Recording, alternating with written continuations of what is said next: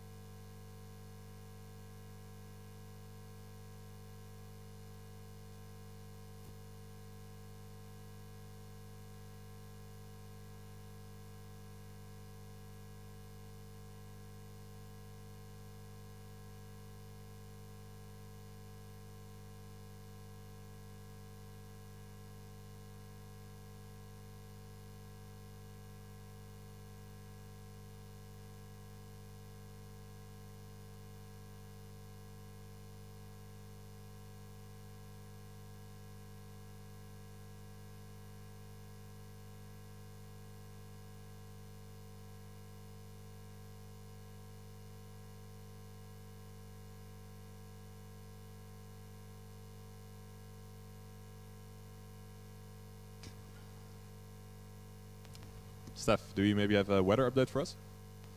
Yes, Thijs, 5 minutes from the start of the acceleration for driverless vehicles, the track is quite wet at this moment, I think. Okay, we see another run of an electric car now at this moment. Yes, they're hopping. Wow, it's power limited, Thijs, don't you think? Yeah, it looks like it. And across the line now.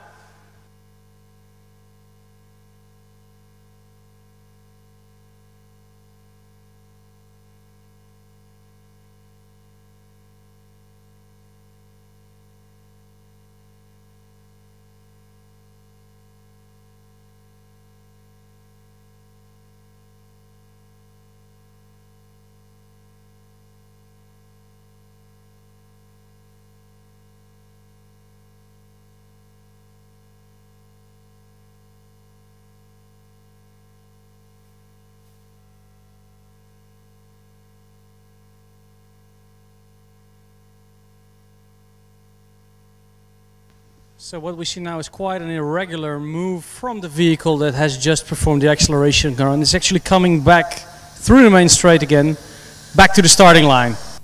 Will this be a negative time? How does this work? I'm not quite sure what the FSG rulebook says about this kind of behavior, Thijs. I'm not quite sure.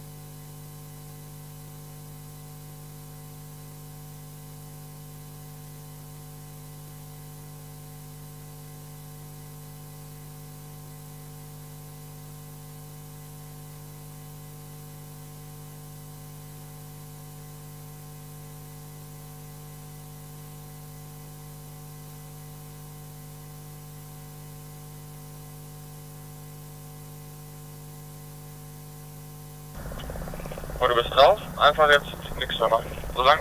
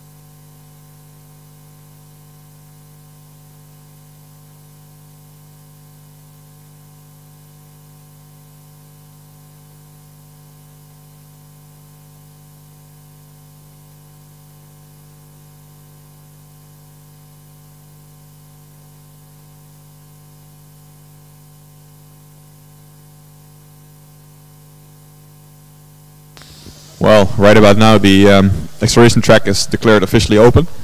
Even those test runs are still being made.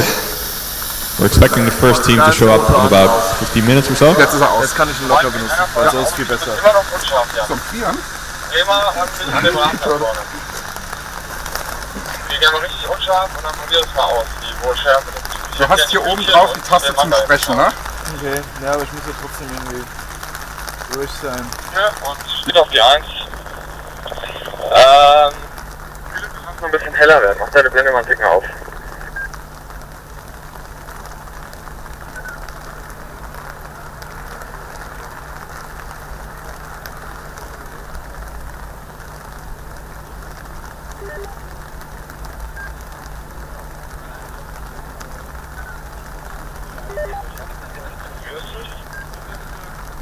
Ich höre dich.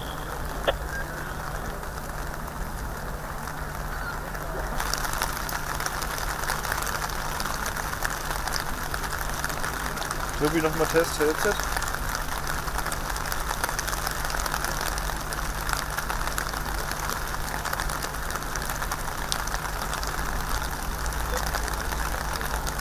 Tobi, hast du eben mein Headset gehört? Ich hab dich gehört, Philipp. Okay, ich hab nichts gehört auf dem Kopfhörer. Ich probier's nochmal.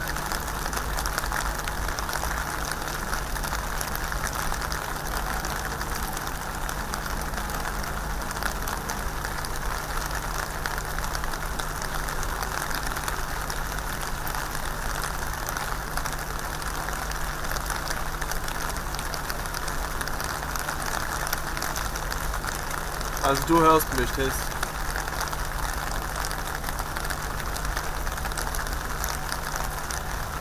Ich höre nichts.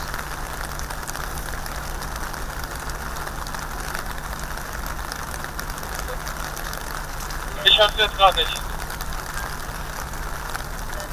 Robert, für den Philipp, mein Headset, da geht der Kopfhörer scheinbar nicht.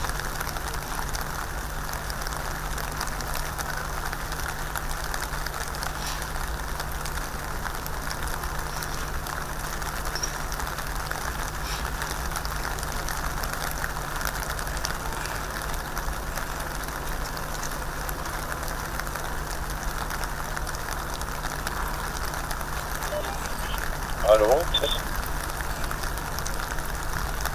Also ich hab dich gehört, Jan.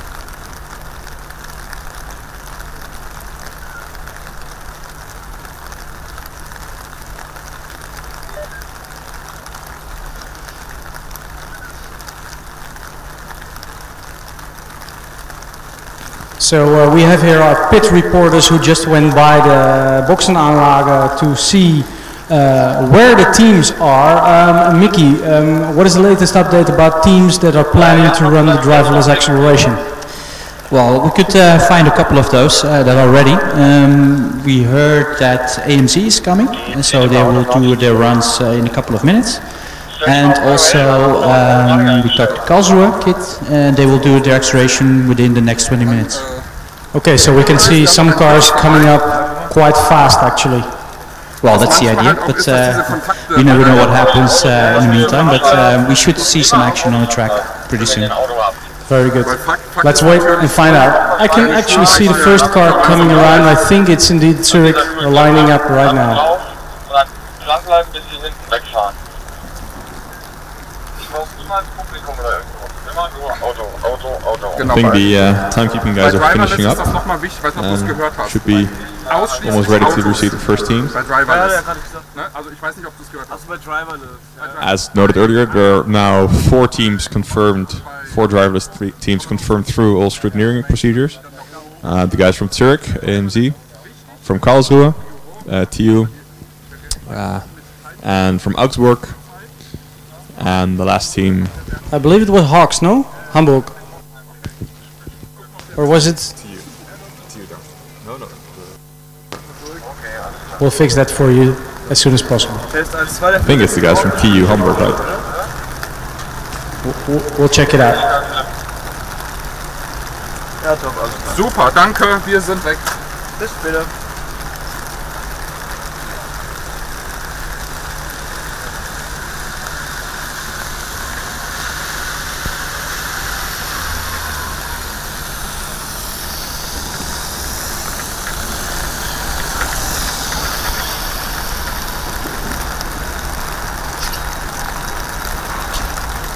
Gut, das wusste ich.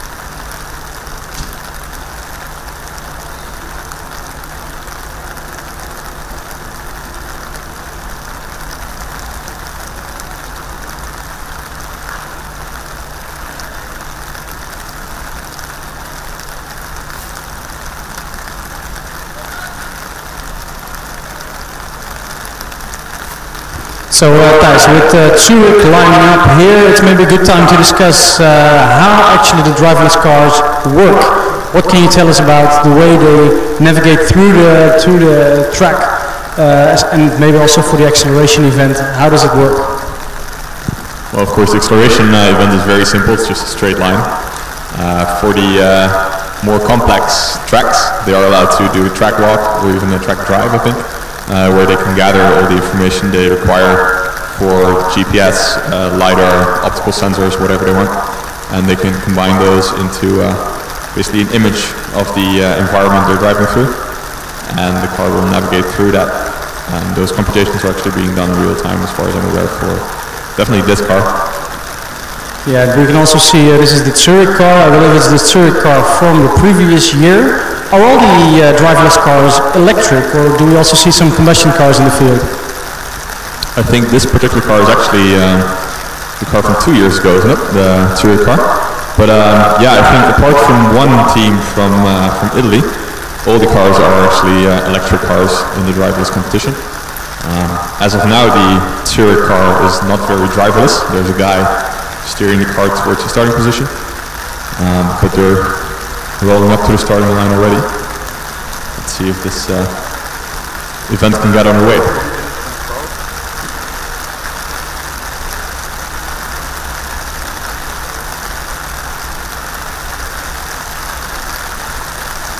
It's a shame it's such a wet track today. Of course, it would be nice to have a dry track and see what this car can do. Zurich have won quite a few acceleration events in the past couple of years. They're always very fast. I think this particular car probably clocked around a 3.3 second time back when it was being driven in a normal competition.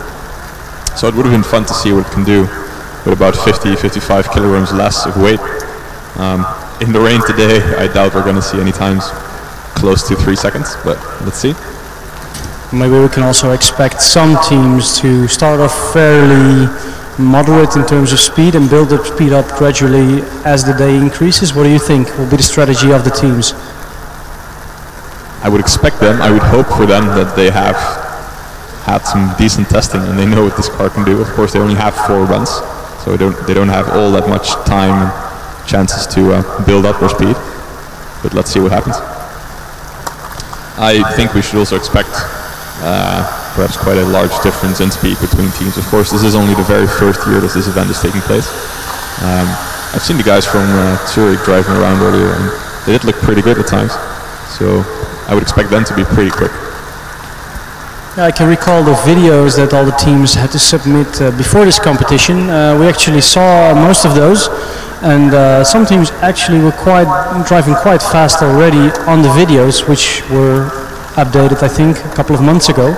So, well, it's quite nice to see what they can do here.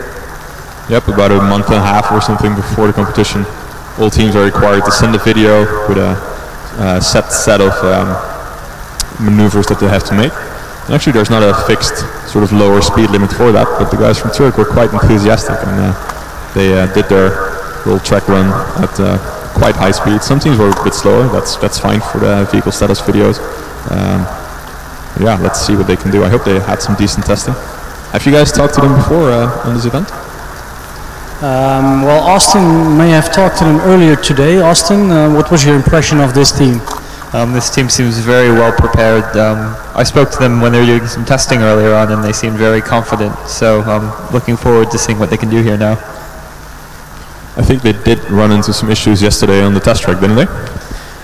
Yeah, they ran several very successful laps around the test track, but after about 5 or so laps, they ran off track and the car managed to stop safely.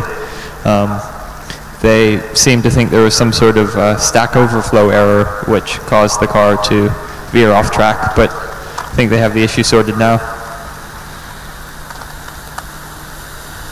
Yeah, we also saw them earlier today on the test track, coming back from the test track actually. The team looked very steady and very composed, so no drama here, as we would expect from the team. That is the Swiss way. Yeah, and of course they're also on time.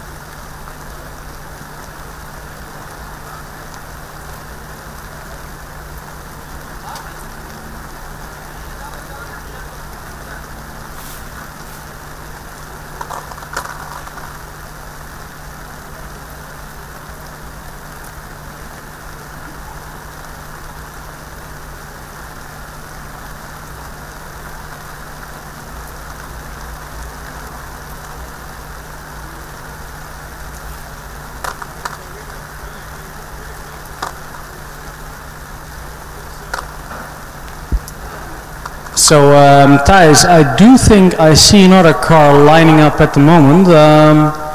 If my eyes are correct, it should be the team from Karlsruhe. I'm not quite sure. I see a orange umbrella with a car under it, but it's a bit too far away for us. I think I would expect it to be Karlsruhe from the yellow nose, but I'm not sure.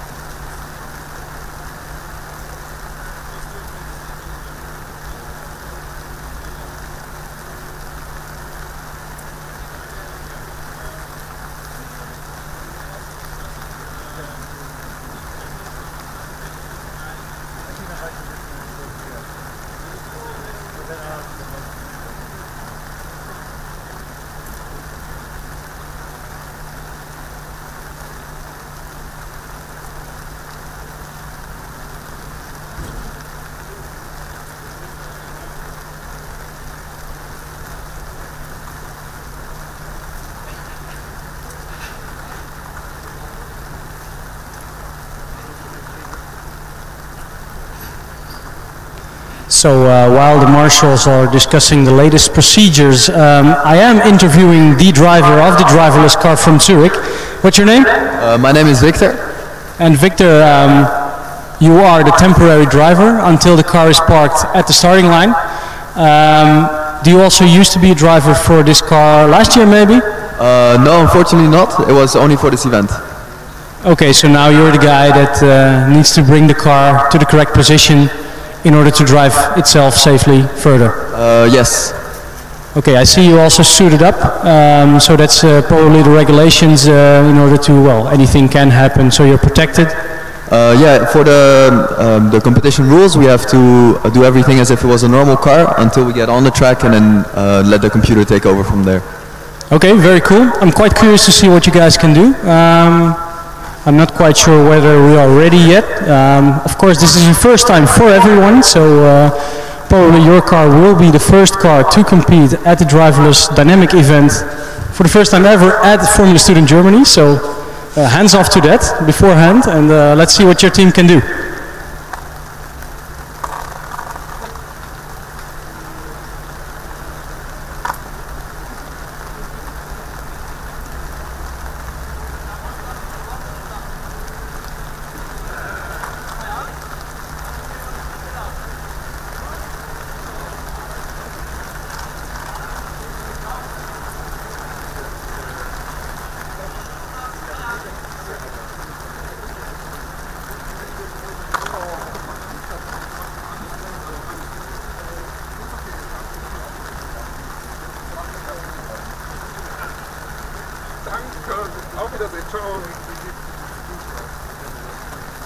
Achtung, einmal rum.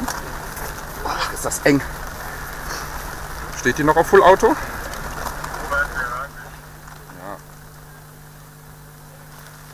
Der ist sehr entspannt mit drauf. Ne? Formulieren das selber, das ist nicht so viel Sinn.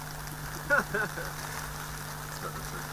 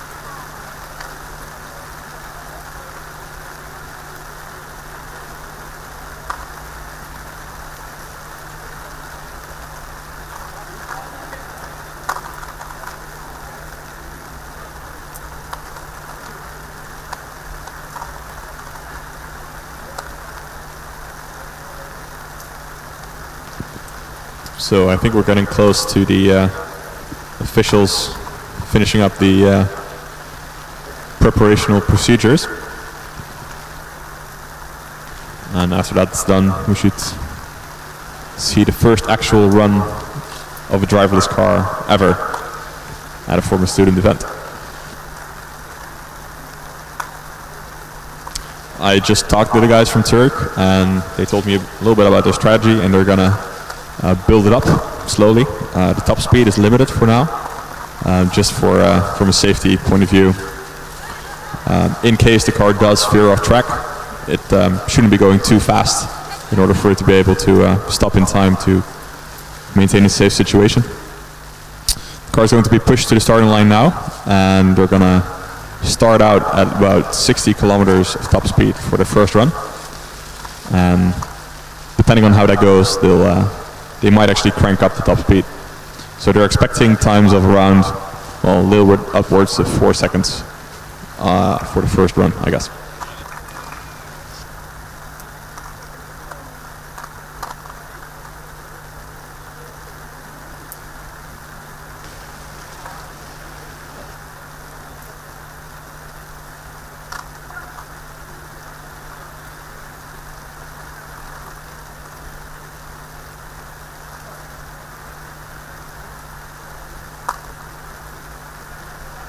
So meanwhile, everybody who's not directly involved with this dynamic event is being sent behind the pit wall, as we are witnessing the Zurich car being pushed correctly to the starting line, with assistance also from the guys from timekeeping.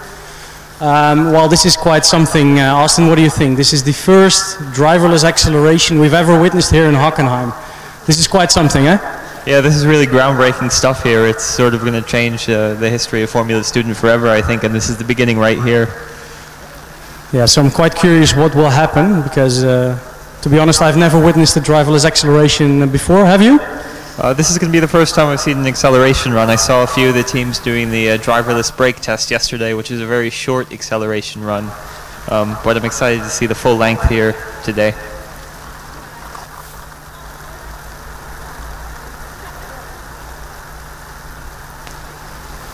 So I can see them cleaning one of the sensors on the front wing. Which sensor might that be, Thijs? Do you know this? I know they have a LiDAR down there somewhere. I'm not sure if that is the LiDAR. Yeah, it is. We get a thumbs up from one of the team members, so it is probably the LiDAR that they have just cleaned. The driver is now almost getting ready to get out of the vehicle. And he is. So give him a big applause from the pit box. He did an excellent job getting the car to the starting line safely. No cones so far.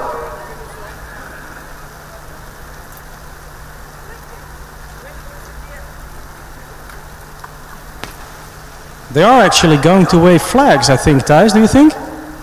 By the looks of it, yes. So who are they flagging for? I guess the guy that pushes the button that sends the car away.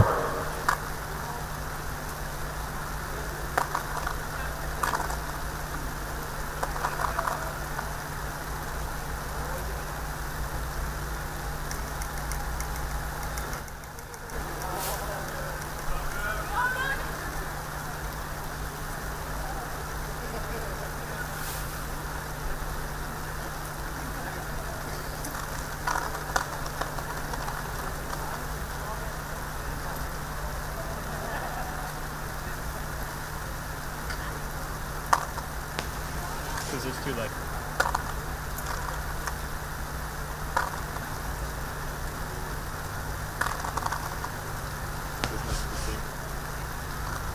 Yeah. So we can see one of the team members performing the last preparations to start as he puts on one of the covers on the car. I really think we are nearly there, Thijs. I think so too. Right on the top of the main hoop there's actually a light. It's the Tractive System Active Light. And the color of that Tractive System Active Light on the driverless cars actually gives you some more information. As far as I'm aware, the green color means that the low voltage system is active. Yeah, that's correct, Thijs. The green means the low voltage system is active. Just like the electric cars, when the HV system is activated, it will flash with the red light. There's also an additional light which will flash at this, or which will turn on at the same time. When the car is about ready to go, you'll hear a beep, and there will be a blue light that activates in addition to the green or red light.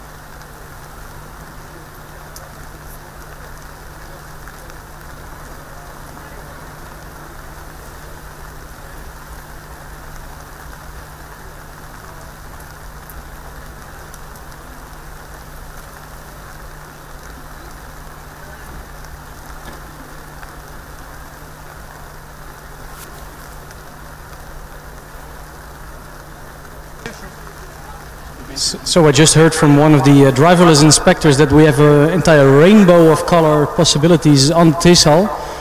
We will explain this after the runs of Zurich, because I do believe that we are now really nearly there.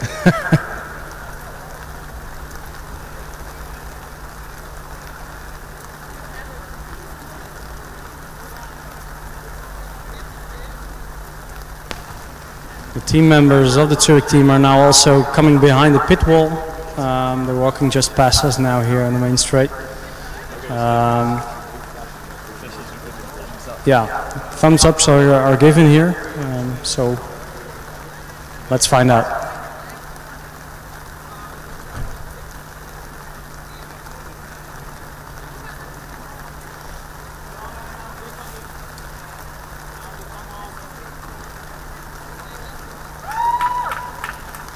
So we have a different light now. Thijs, what is the light?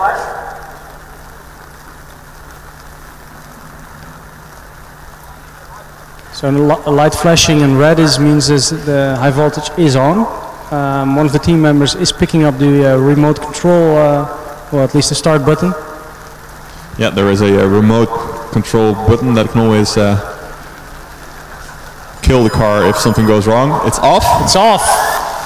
Oh, it's not going quite in a straight line, and I believe that it has been stopped by the emergency button. Give them a big hand, the first drive ever. These were the first official meters in a dynamic event nonetheless, so I'm sure they get another run.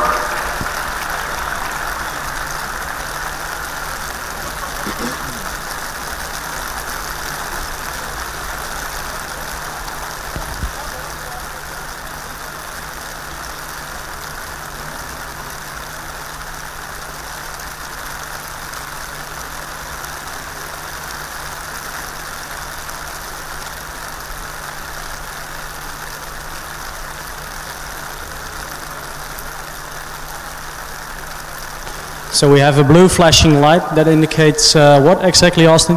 It indicates that the car's run is over, which I think in this case has been stopped by one of the officials pressing the emergency stop button. So that means it's still not completely ready to be approached. But yeah, we'll hopefully get them off the track and ready for the second run shortly. Yeah, we did speak to the AMZ team just now before the run, and they also indicated that they have done several tests, but actually not so much in the rain. So that might be the cause of well, the car now being stopped at this point. Whilst other team members are approaching, of course, safety is very important here. So everybody's very composed, very calm. Yeah, some of the sensors on the AMZ car are pretty sensitive to basically the difference of a wet track as compared to a dry one. There's more reflections. I haven't had confirmation yet that that was the problem here as well, but like you said, Steph, they haven't had all that much wet running yet.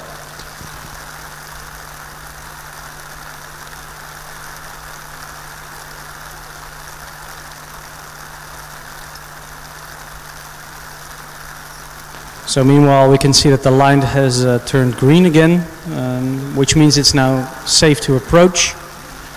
One of the team members is now going inside the car. Tractive system is turned off by the marshal. The umbrella is out, so I think they will push the car back to the starting line, or maybe return to the box. I'm not quite sure what they will do. Thijs is still at the entry point of the track, so he'll probably catch them when they get out. Yep, meanwhile, in the distance, I can actually see Augsburg coming this direction. And behind me, Hamburg, TU Hamburg, is also present with their car. So one of those two teams might actually take a shot at a run sometime soon.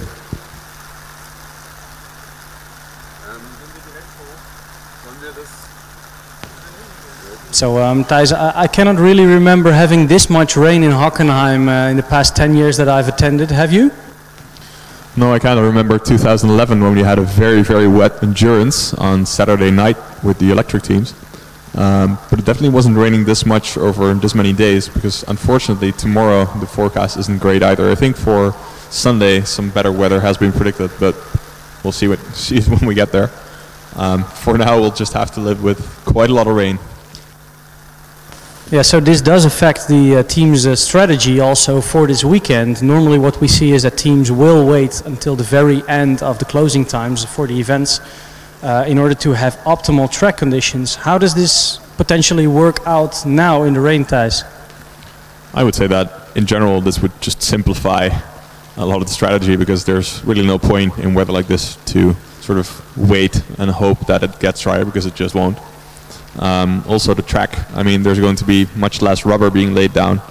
Still though, on something like an acceleration, there might be some benefit to waiting for some track improvements near the starting line. We'll see how teams treat this tomorrow. So meanwhile also the Augsburg team is passing also our position here, closer to the starting line. They were just waving at the commentary team. Thank you guys.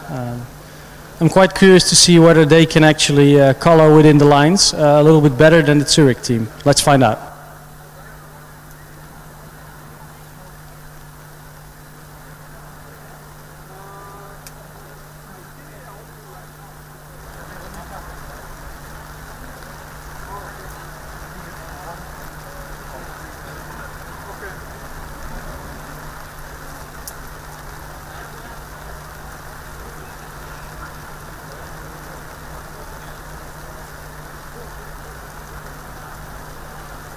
The guys from Zurich are going to do some checks, see if they can find out what actually went wrong, because they're still not sure. Meanwhile, the guys from Hamburg are pushing the car towards the starting line. Car 478.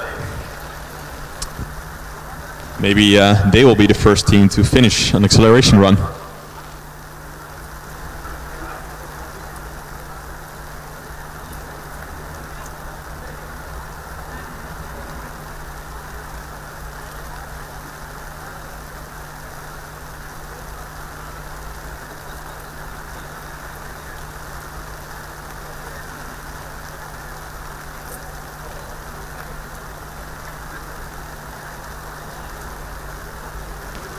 So Thijs, I'm a little bit at a distance here, like many of the audience on top of the pit boxes. You're closer by. What is happening over there? Well, the guys from Hamburg are now pushing the car towards the starting line. I'm not sure how much preparation they're going to need, but I would think that they're going to do an attempt quite soon.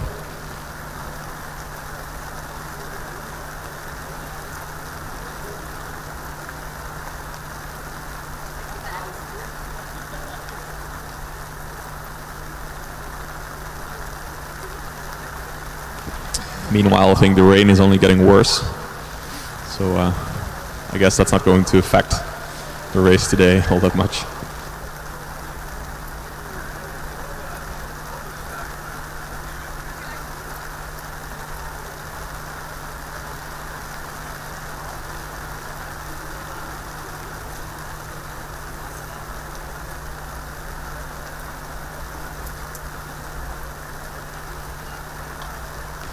Meanwhile, the guys from Augsburg are electing to stay in the dry, since there's no real line to get into anyway. But they do seem very relaxed, and I think they might be ready soon for a run as well. So let's see what they do after these two first runs.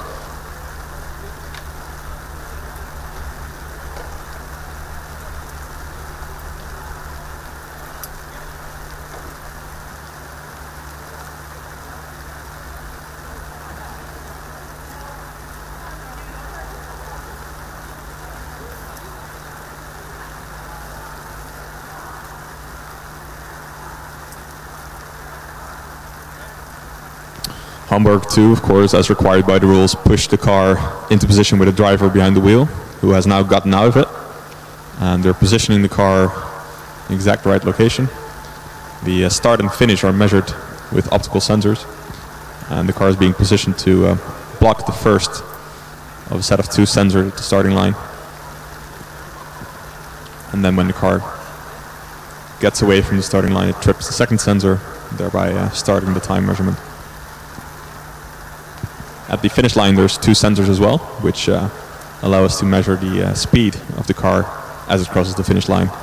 Actually the average speed over the last meter of the track.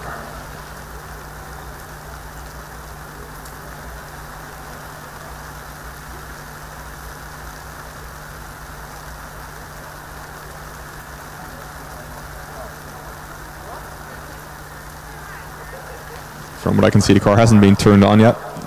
They've now removed the push bar, which is, we're glad about that. We're half afraid they might forget it, which would give us a lot of sparks. Now we're waiting for the green light to start flashing, indicating that the low voltage system is active.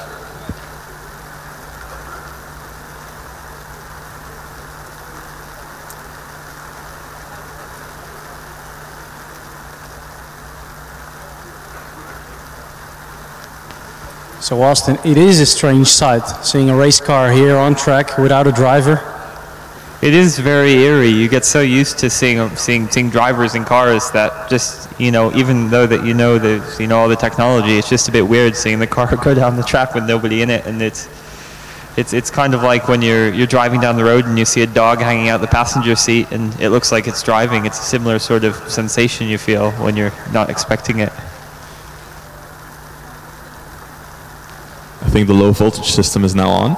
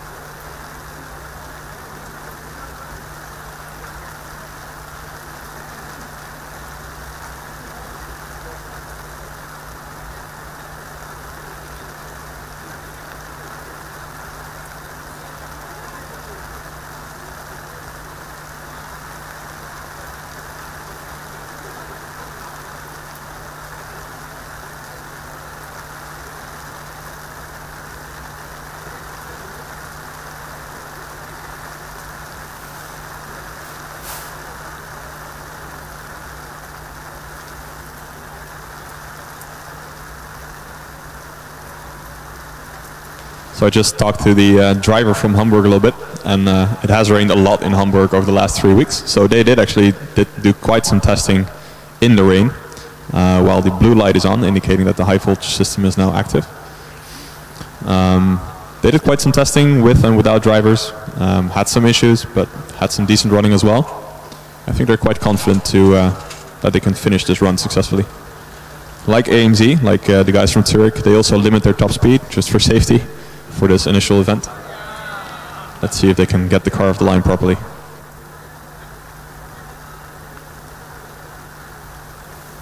Yeah, we can also see one of the team members turning the wheels. Probably it's to calibrate the steering system. I'm not quite sure, but it looks like they're setting up for the run. Meanwhile, in the back, the guys from Karlsruhe, car 417, has also joined the fray as they start preparing their car for a run.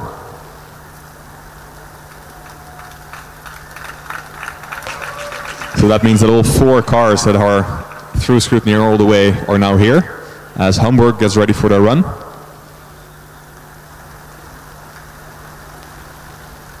Team is being given the thumbs up from the official.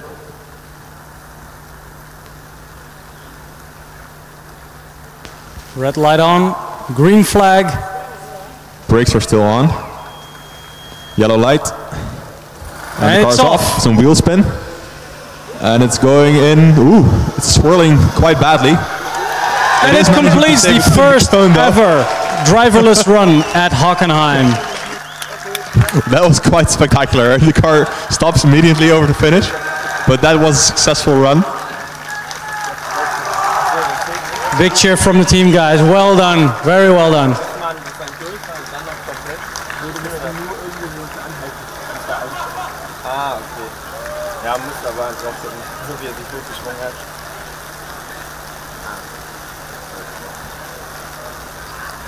It got a bit exciting towards the end. Did you see it, Austin? Yeah, he was swerving quite a bit. I'm not sure what the control system was doing, but he made it to the end, and that's all that matters, really. It's one of the most exciting acceleration runs I've ever seen, I have to say. Yeah, it probably was. I guess now we're going to recover the car and give another shot, or maybe they wanted to retune something here or there. Yeah, it was swerving quite dramatically. This should not have been a 100-meter run, because then we would have definitely caught some cones and probably an emergency stop. Luckily, looking back, the guys from Hamburg had the balls not to hit the emergency switch and finished the run before it crashed.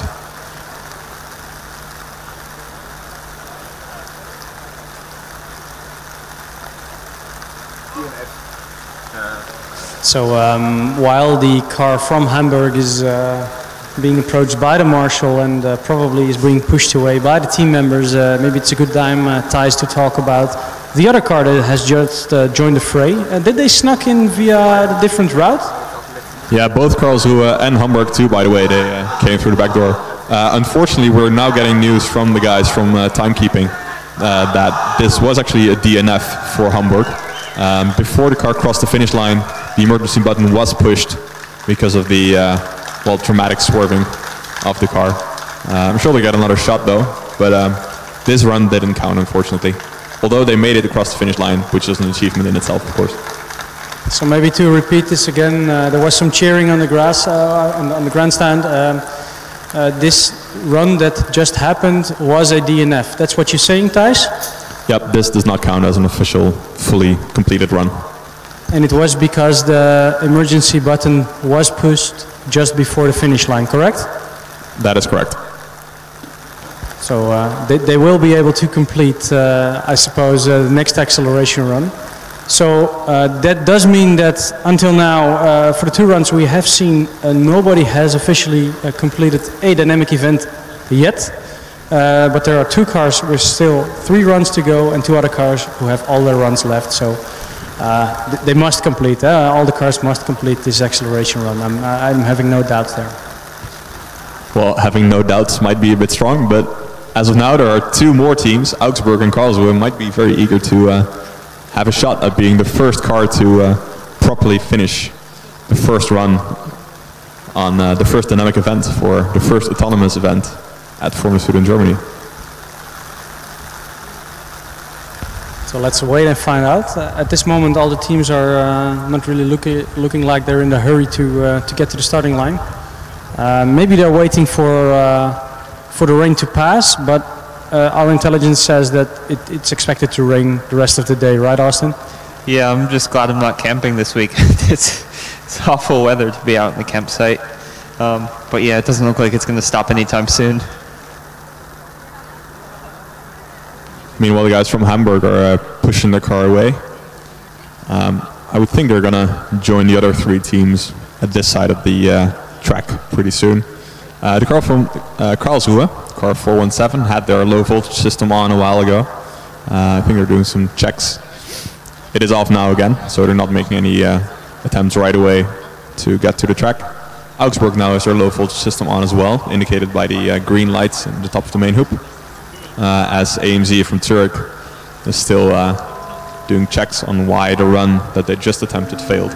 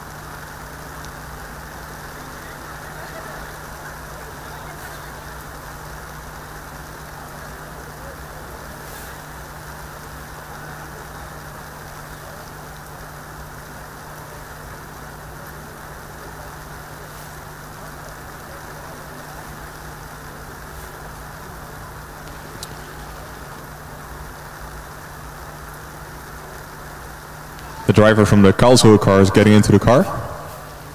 And they're preparing to push the car towards the starting line. Yeah, so I think Karlsruhe is up next. Maybe they will be the first team to officially complete a dynamic event in the driverless competition. Karlsruhe, of course, being a local team from this area, also the winners from last year electrics competition, if I recall correctly. So I expect them to really have a nice and clean run here. But we also saw for the other teams that the rain does pose some difficulties for the sensors. So let's find out whether Karlsruhe can manage that a little bit better than the other teams. Curious to find out. Yep, Karlsruhe is one of the very few teams that actually have 3 teams present here. They have a new electric car, a new combustion car, and a, shall we say, a refurbished older electric car that they have built into an autonomous car, which is now being pushed towards the track. Green light's active, so the low voltage system is on.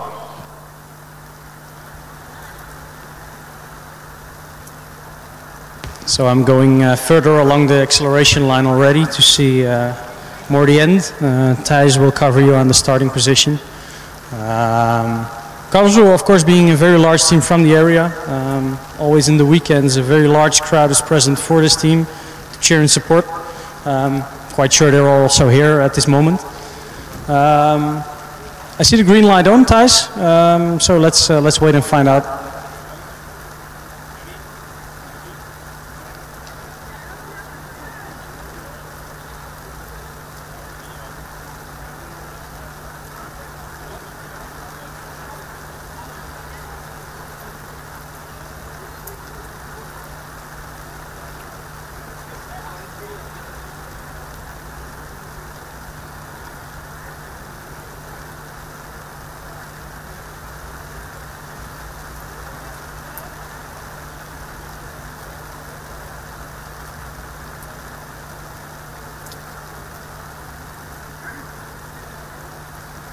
Car is being positioned and the driver is now getting out.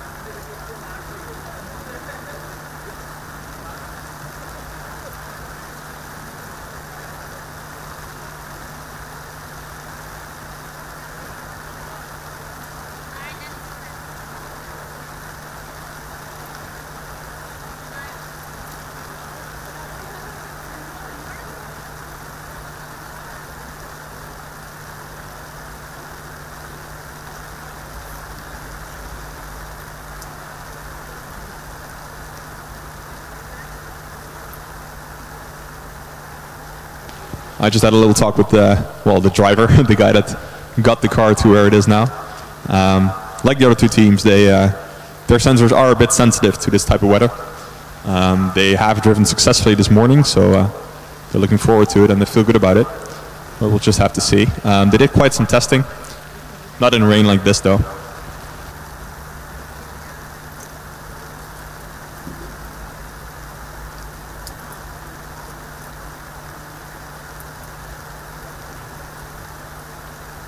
So again, the starting procedure is there again. The lights are getting familiar also for us at this moment, Thijs. One of the team members is approaching the car. He's setting all the controls and turning the car on in any moment. And then we have the same lighting order that we had earlier. So looks very composed from here. Yep, so once again green for low voltage, that's what you see first. Then it's red for the high voltage system.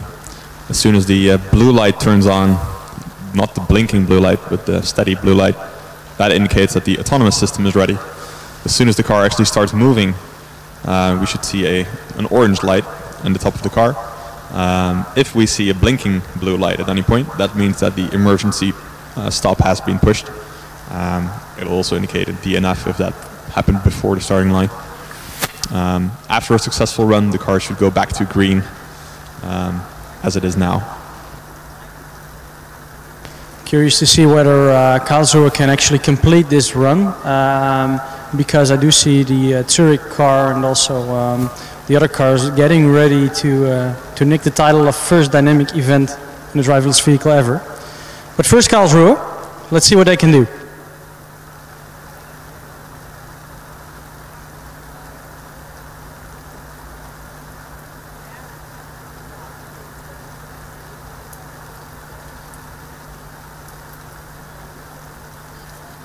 Green flag has been waved and the car is ready, and the orange light is on, which means that it is now in driving mode, but it is not moving yet.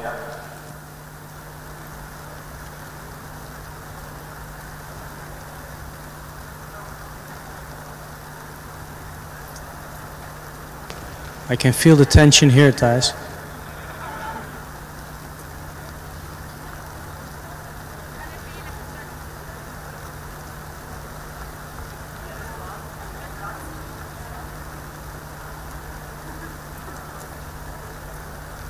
Yeah, this is quite exciting, even though nothing is happening currently.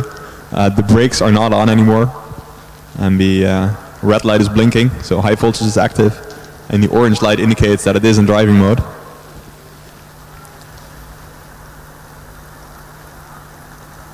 And now it's back to blinking blue, which means that it actually has been stopped. So this run will not happen right now.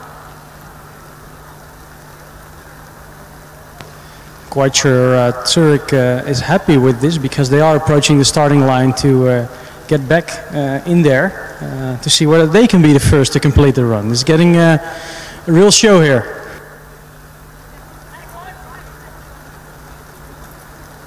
But maybe Karlsruhe will get another run, because I see the green. Oh no, it's turned off now.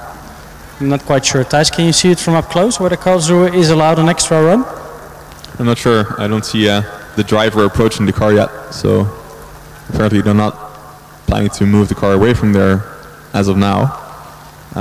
In the background, Zurich is lining up, so it seems like they fixed any problems they had in the past and are happy to now start their own run as soon as Karlsruhe has cleared the track. Karlsruhe, meanwhile, back to a green light. The blinking blue light is off, and I think they're going to do another attempt. The red light is now flashing, indicating high voltage system on, and the autonomous mode is on as well. Blue light. Soon it should jump to orange, and they'll get another attempt. Getting the thumbs up from the official and the green flag. Ready to drive sound.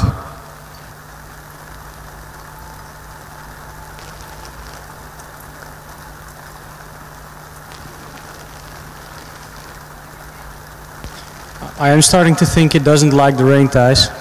I know. It's funny how something so static can still be pretty exciting in its own way.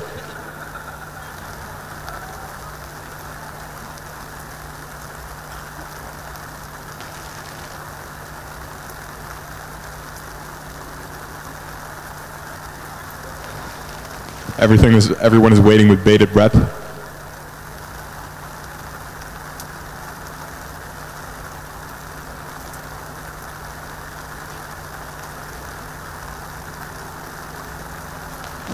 The blue light is flashing again.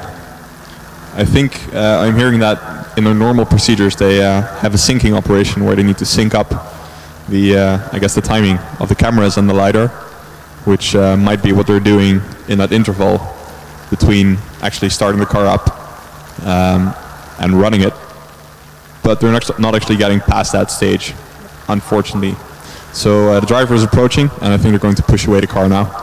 And I suppose that means that Zurich will get their second run and a second attempt at being the first car once again to be the first to finish this event. I think I have rarely been so excited watching cars standing still, Thijs. It's quite strange.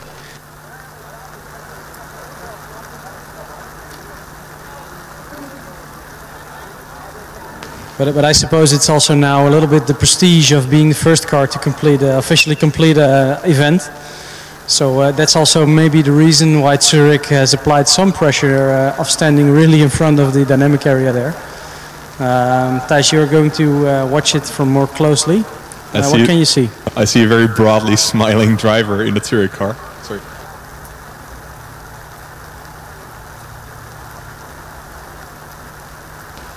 You're looking very happy. Are you guys going to be able to finish a run now? Hopefully now will be better. We changed some things to match the weather, and we are going to see if that helps. All right. Do you have any indication of what went wrong just now? We think that one of our sensors might have not liked the circumstances, but we're not sure yet. We'll look into the data further. Okay, cool. Well, before we look into the data further, we're going to just attempt another run, so that's very exciting.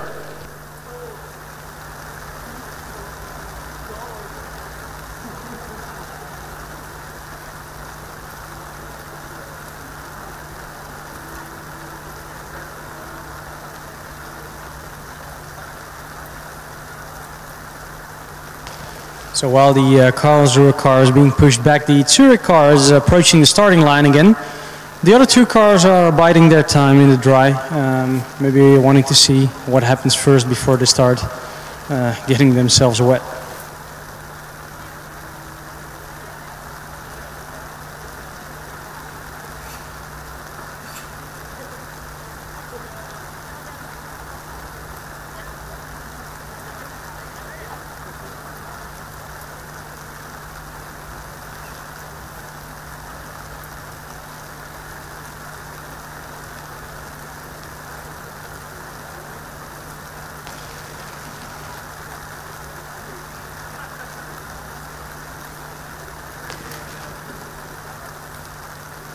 So while we see the starting procedure again for the Zurich car, the other white car is, I believe, approaching the starting line. Is that correct, Thijs?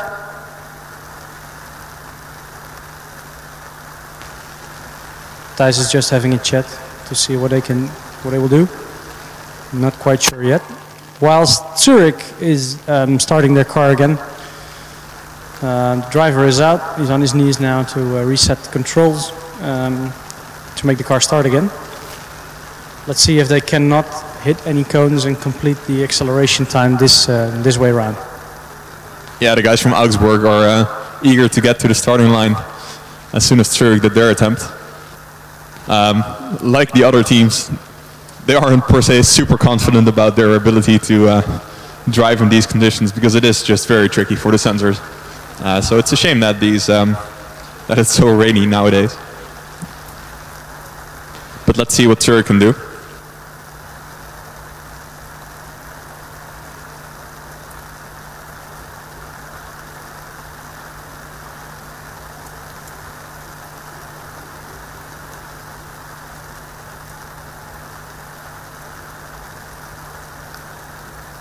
You can see the cleaning of the LiDAR again on the front wing.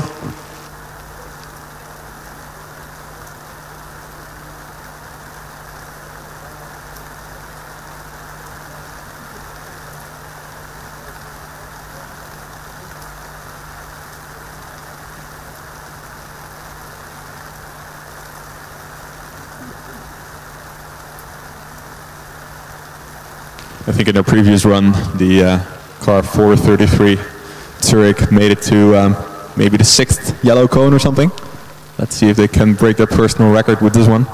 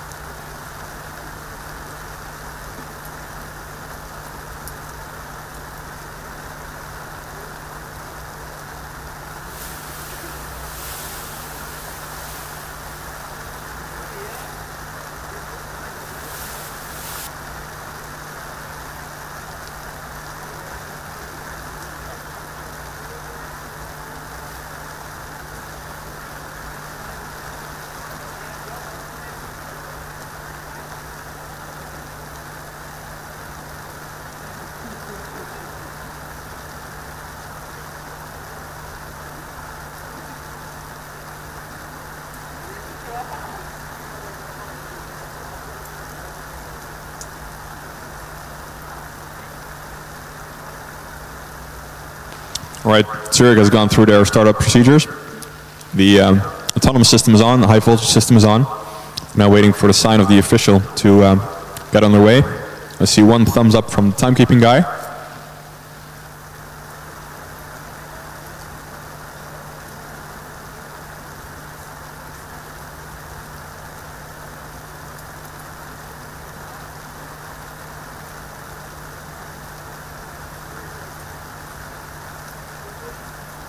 And another one from the other official with the flag. Green flag is being waved. Orange light is on and the car is away immediately. It's going a bit slower, correcting, still going, well, again going in a straight line.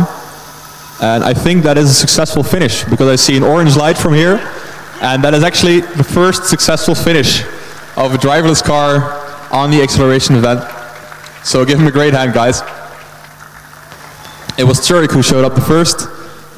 They messed up their first run, but in the end, they are still the first one to finish properly after Hamburg and Karlsruhe also ran into their own problems.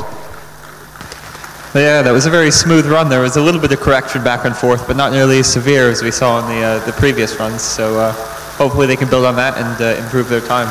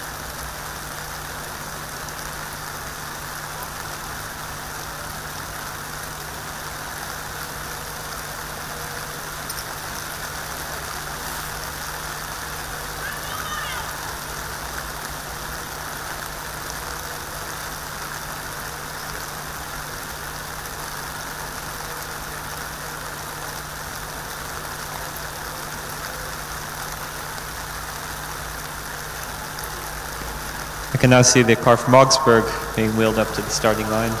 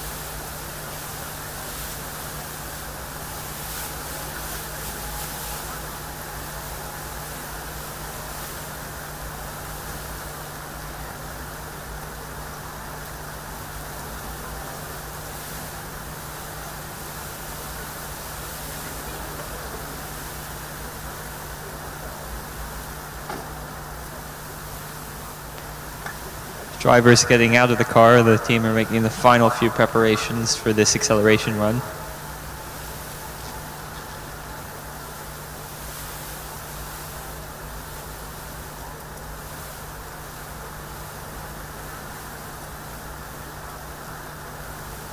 can see the team wiping away the water from some of the sensors on the front wing of the car.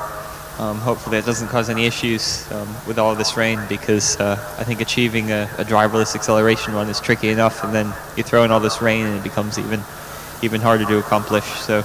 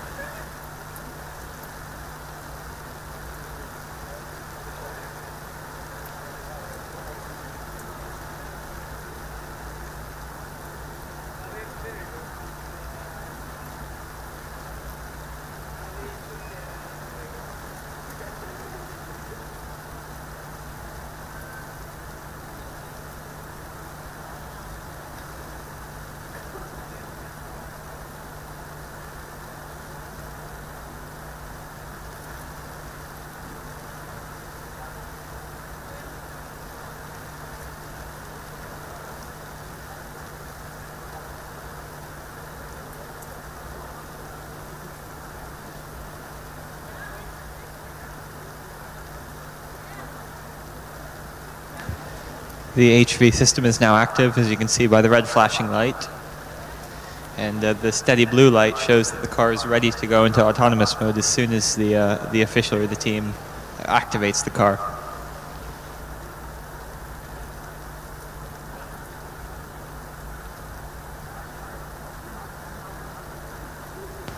Can see from here that this team has the wheels pointed sort of towards the left instead of straight forward. So I'm interested to see how the car calibrates at the beginning of its run, if it goes to both directions and then straight forward, or what happens. But it's a bit different strategy than we've seen from the other teams so far.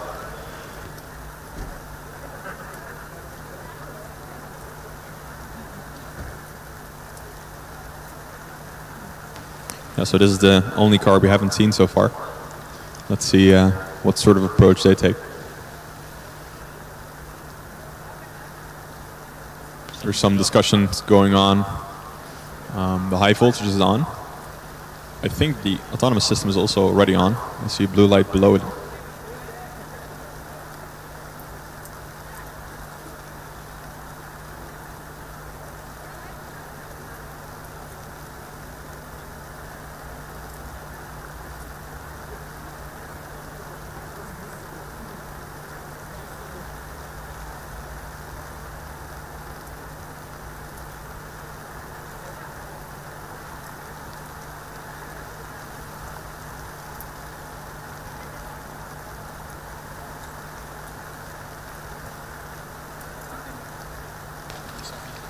Thumbs up from the timekeeping guys.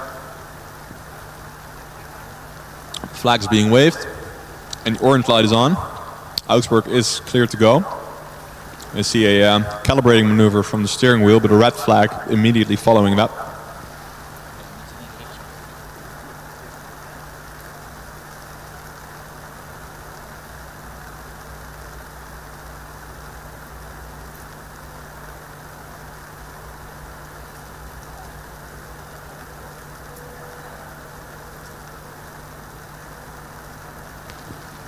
The car is being turned off and turned on again.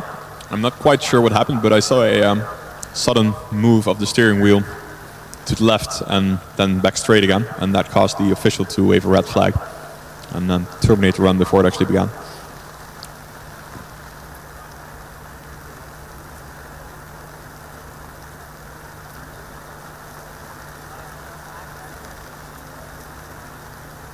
I think what happened is simply that the fact that the steering wheel actuator caused the car to trip the starting beacon, so they needed to line up again, and otherwise nothing was wrong. They're going to make another attempt right away, as far as I can tell.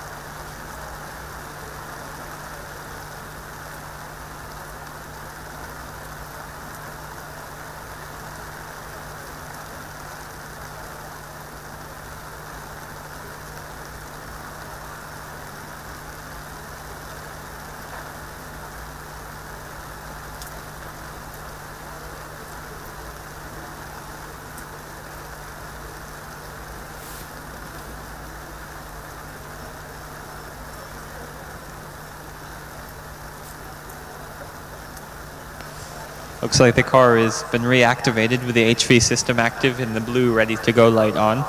Everybody's stepping away, so hopefully they get off the line this time. All right, once again, all systems on. Thumbs up from timing.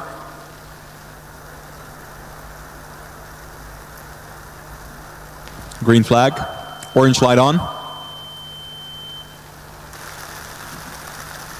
And the car is off, albeit very slowly. But steady might just win the race. We're actually accelerating quite convincingly and in a very straight line. And that's the finish. Give him a big hand, guys. So it's an 11.15 officially. I have to check what the time for the Zurich guys was. But this looks very composed, even though they started very, very carefully. They accelerated quite consistently throughout the whole run. And most importantly, they stayed quite straight.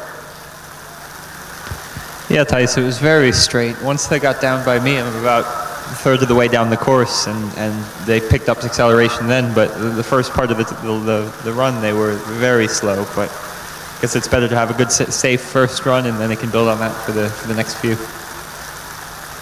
Yeah, so Austin, maybe whilst the car stopped and being pushed off, it is a good time to talk a little bit about the dynamic events that the driverless vehicles will attend. We're currently seeing the acceleration. What else do they have this weekend? Later on this afternoon, we'll have the skid pad event, which is identical to the standard skid pad event, except for there'll be no driver. Tomorrow, they will have the track drive event. It's essentially a shortened version of the endurance course, and the cars have to navigate a certain number of laps around the track, going around the cones, chicanes, and it's the part of the endurance course that's on the actual race track.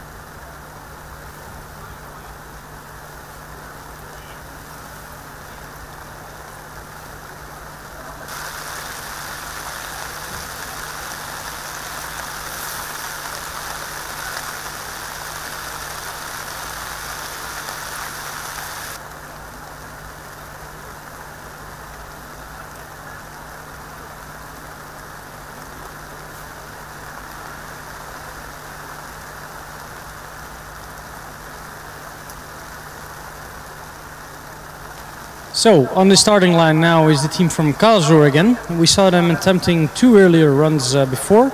At that point, they were not able to take off from the starting line. But supposedly they have fixed this problem, and now we can see whether they can continue to complete their first acceleration run as the third car to complete the run.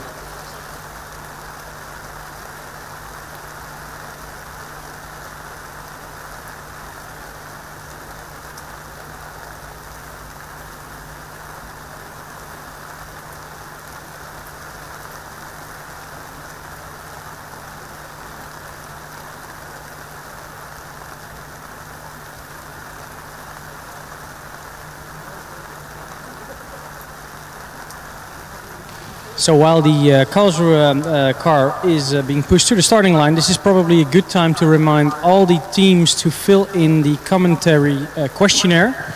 On our official Facebook page and Twitter account, we have posted a link yesterday for the teams to fill in. What we would like to know is, what are your drivers' names? Do they have nicknames? If so, please tell them to us. Are there any teams that have helped you getting here, or maybe repairing a car, getting through scrutineering, whatever?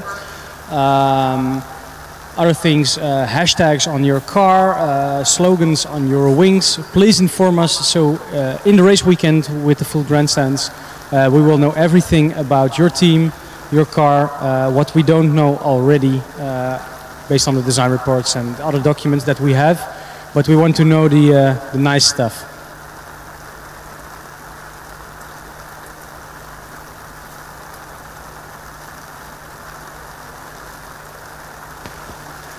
Yeah, and on the questionnaire, we're also asking what your team's goals are. If you want to finish top 5, top 10, top UK team. I think that's been a popular one so far. Yeah, we have even had one team that also filled in that they wanted to be the top UK team, but they weren't strictly from the UK. So I'm quite curious how TU Graz is planning to do that.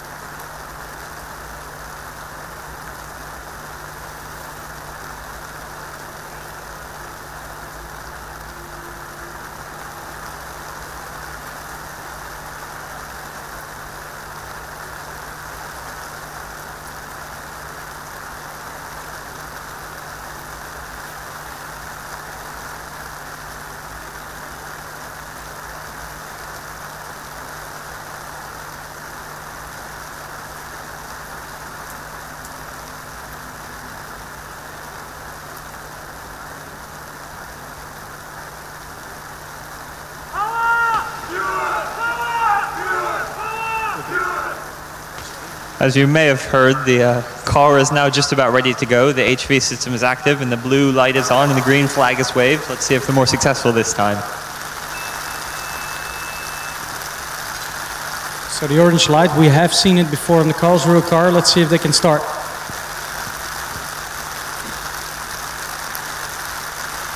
And it's off in a very convincing run.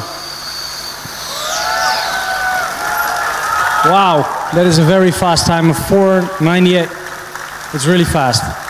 Congratulations to the Karlsruhe team. I do believe this is at the moment quite by far the fastest lap, the fastest run of the day.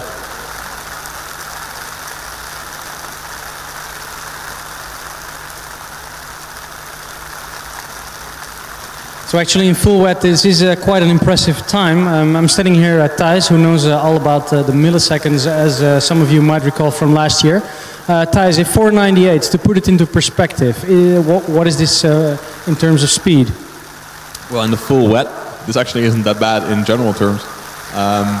let's see what sort of weather it's going to be tomorrow.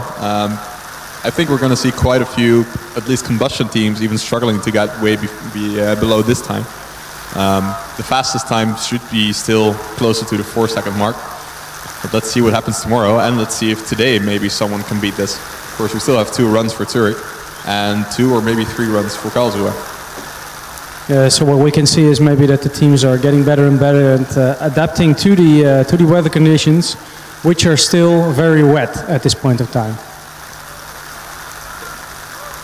Yes, very wet indeed. Of course, we also have Augsburg and Hamburg in the mix. We will be eager to set a time that can maybe even beat the time from Karlsruhe. I think mechanically all these cars should be able to do that. Of course, it's all a matter of what sort of control settings they have and how far they're willing and daring to push their cars in these conditions.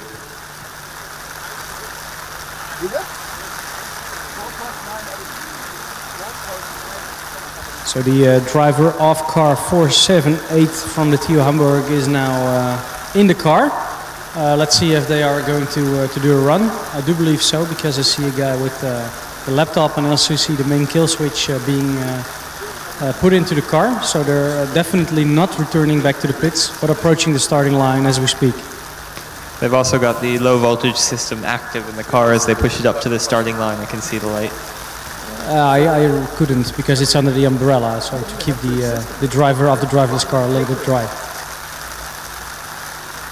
Of course, the previous attempt from TU Hamburg was very close. They started swerving violently over the track, but they did actually stay within the cones and reach the finish line. If they can keep it together a little bit better this time, they will be able, I think, to finish the run properly, and let's see in what sort of time they can do that.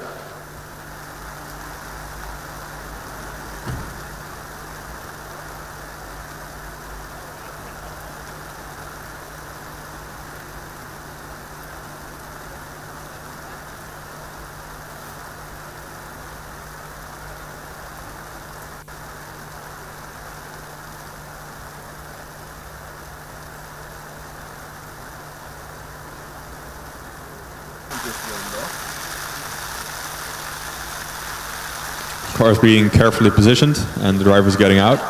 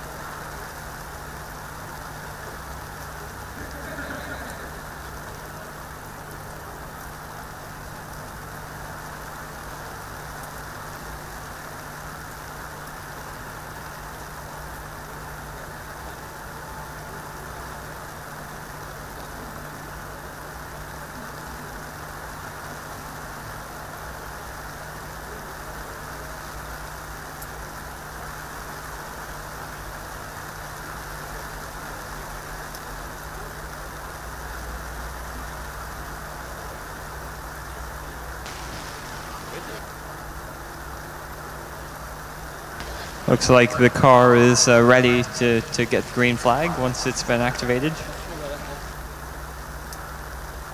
Seems like the rain is picking up. Even I wasn't sure that was possible, but it looks like it's even raining harder than it was before as the green flag is being waved. And the green light on the Hamburg car should now switch to orange, we're hoping.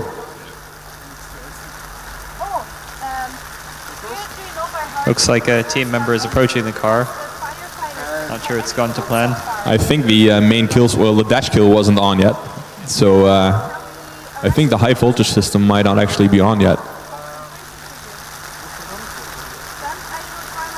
And now I do see it flashing. So the high voltage is live. Orange light is on, calibrating steering. It's going quite a bit slower than the previous time, but it is actually on its way in a straight line and it finishes. So that is a successful run for the guys from Hamburg. They didn't have one so far, so give them a big hand. Yeah, that run was much straighter than the previous attempt. It looks like they've made some adjustments which have paid off, and they've made it to the finish line. The timing was still running. It actually still is, but don't worry about that. There is a backup system for that, so we will be able to obtain a very accurate timing of the finish. Yeah, we can also say, sorry for that. We just saw an official approaching the timekeeping van to check whether actually a valid time has been entered into the system. Inside the van are 3 or 4 guys who are monitoring everything. They can see actually a lot more than we can on the live stream, the online results and the signs here on the main straight. Let's see if he comes back, whether a valid time has been recorded, yes or no. Yeah, it shouldn't be a problem normally. There is a camera that also takes a picture every single time a car crosses the finish line. And from the timing of that picture, they can then backtrace very accurately what the time was, even if the normal main system didn't trip properly.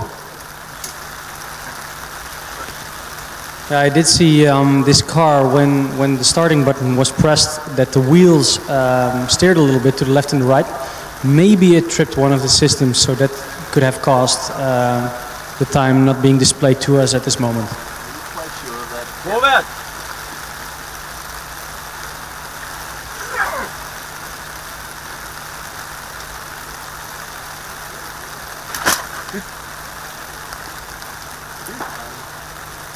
Please inhale.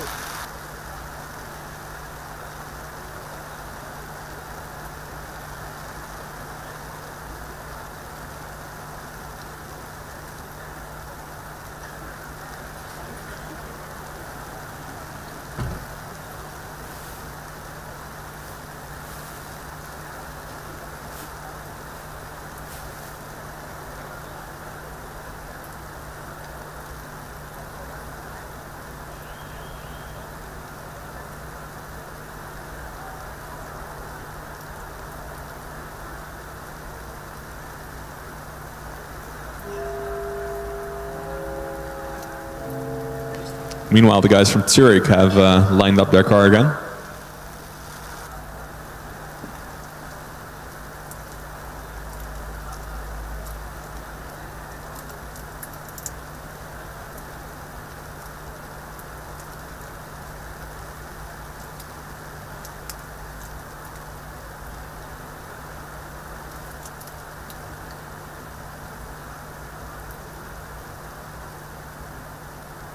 Zurich already has had 2 runs, the second of which was actually a valid run.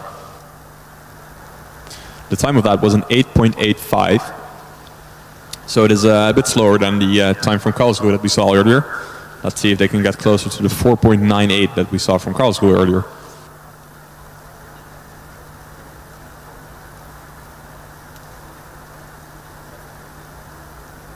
The time from Hamburg we saw just now was a 7.95, so they are in second position right now. Let's see if Zurich can push them to third.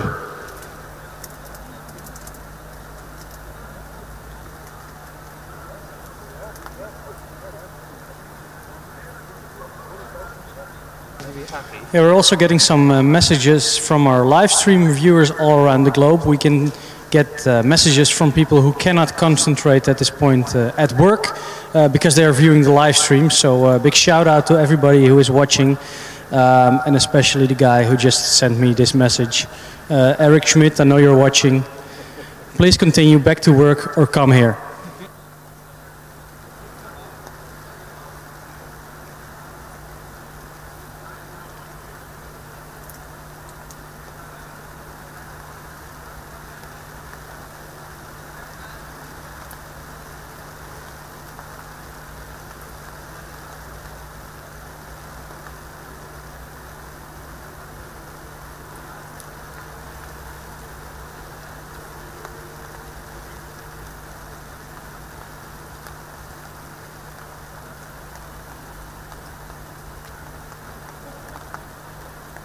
Well, we're talking about former race car drivers of the teams. How will this competition affect well, the well-being of drivers in general in these kind of cars? I'm standing here next to Mickey. He has been a long-term driver for one of the teams here around.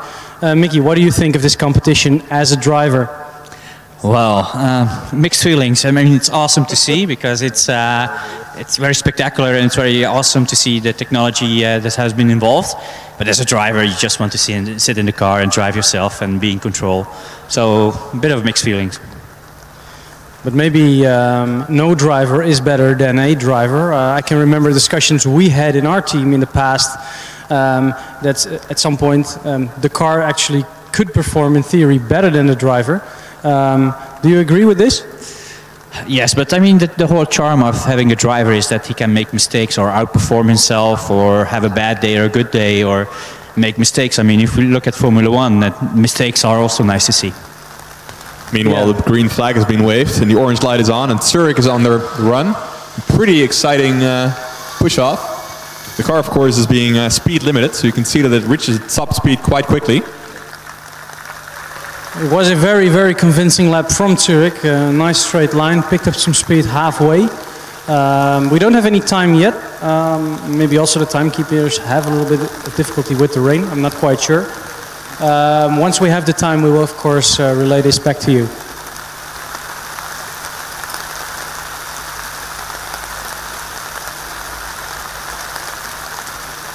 So it's a 5.50, so that is quite a bit quicker than the guys from Hamburg. It is a bit slower than the guys from Karlsruhe earlier though, but they're only off by a half a second.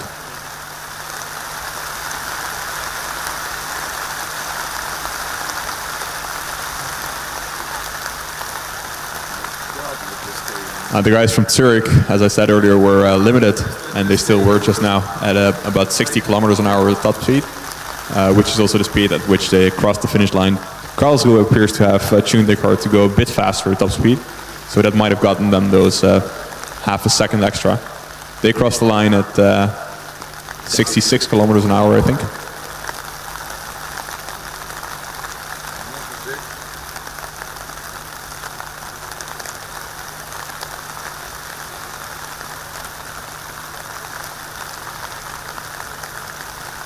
When I talked to the guys from Zurich earlier, they said that they would be looking at increasing the speed as they got more confident, so they might actually be comfortable cranking up that speed from 60 to quite a bit higher.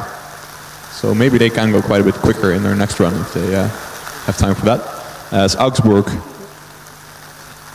Yeah, they are leaving the queue, presumably going back to their pits. They have had a run, if I remember correctly, so they have a decent timing. Maybe they're going back to recalibrate or prepare for the skip of the afternoon.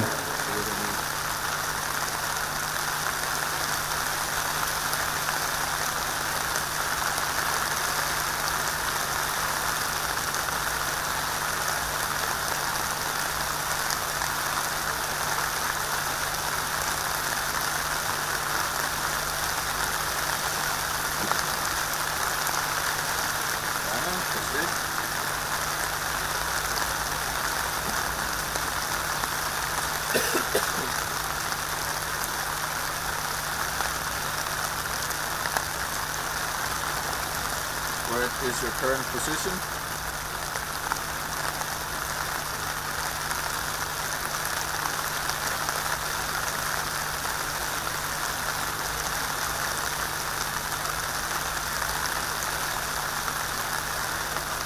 Okay, if you come by at some point, could you bring me a lot of napkins that I can dry off these score sheets with?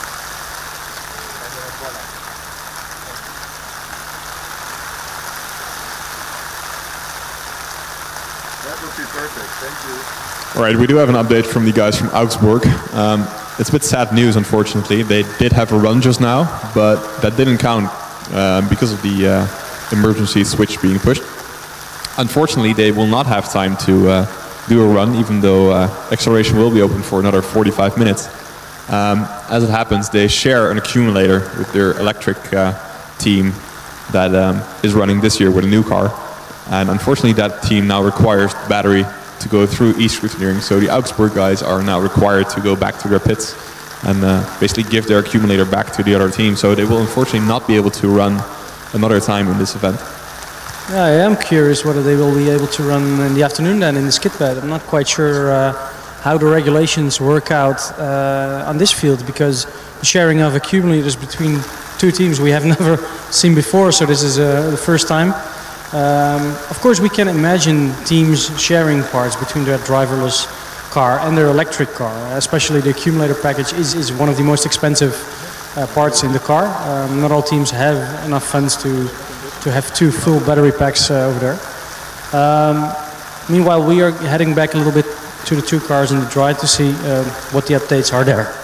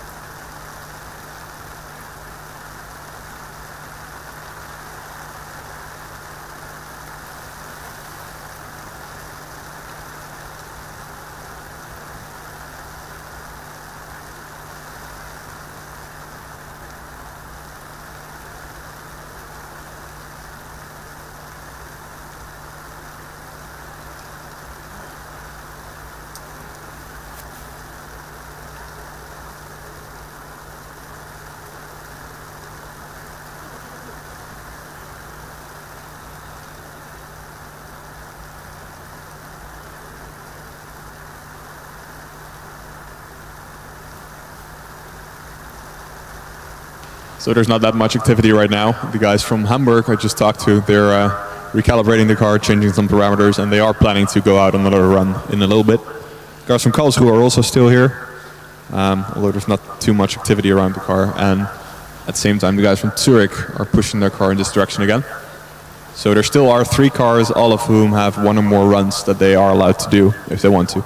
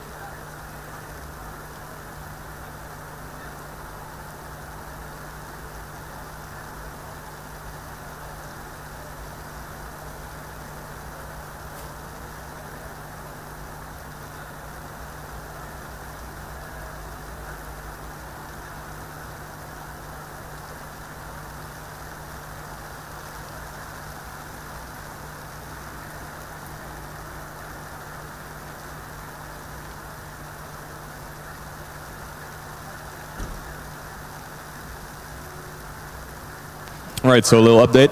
The guys from Zurich have 1 run left to do, available if they so choose. The guys from Hamburg have 2 runs left, and the guys from Karlsruhe actually have 3 runs left. They only made 1 attempt, which was successful. They are currently the fastest team. And it looks like the guys from Hamburg are readying themselves to be pushed to the starting line, so we should see another run quite soon.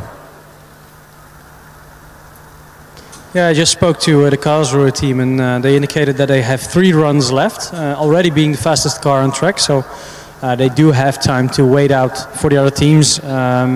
They're currently looking a lot at their laptops for data analysis and checking to figure out just exactly how much faster they can go at this point. While Hamburg is being pushed to the starting line, also the marshals are coming out of their lair, their secret marshal lair, to assist the Hamburg team back on track.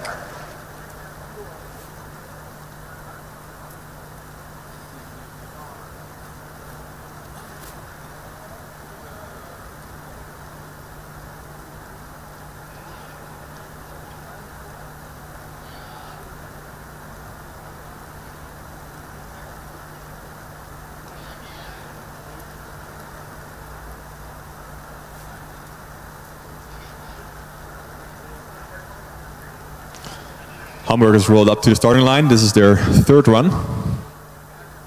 Yeah, we can remember the first run being a little bit dodgy, going from left to right and killing the car just before the starting line. The second try, however, was much more convincing, going properly in a straight line. So they do have the controls under control. Let's see if they can also pick up the pace a little bit more to match the times of Zurich and Karlsruhe. I do believe that they can approach these times a little bit more than the current time they have. We can see the sensors on the front being cleaned. Push bar is also gone, and now the car's being pushed again.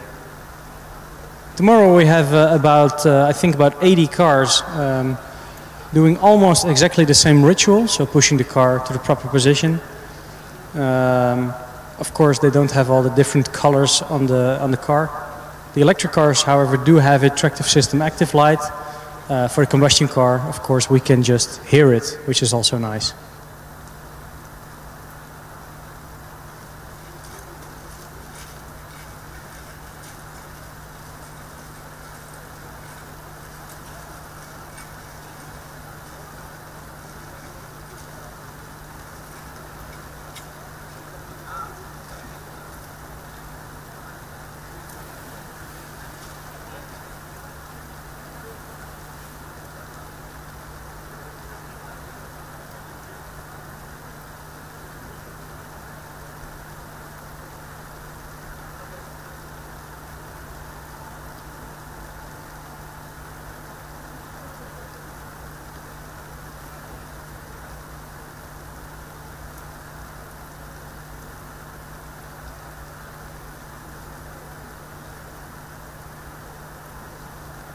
So remember, the guys from Hamburg's, their fastest time is so far a 7.95, as they are getting ready to do their 3rd run.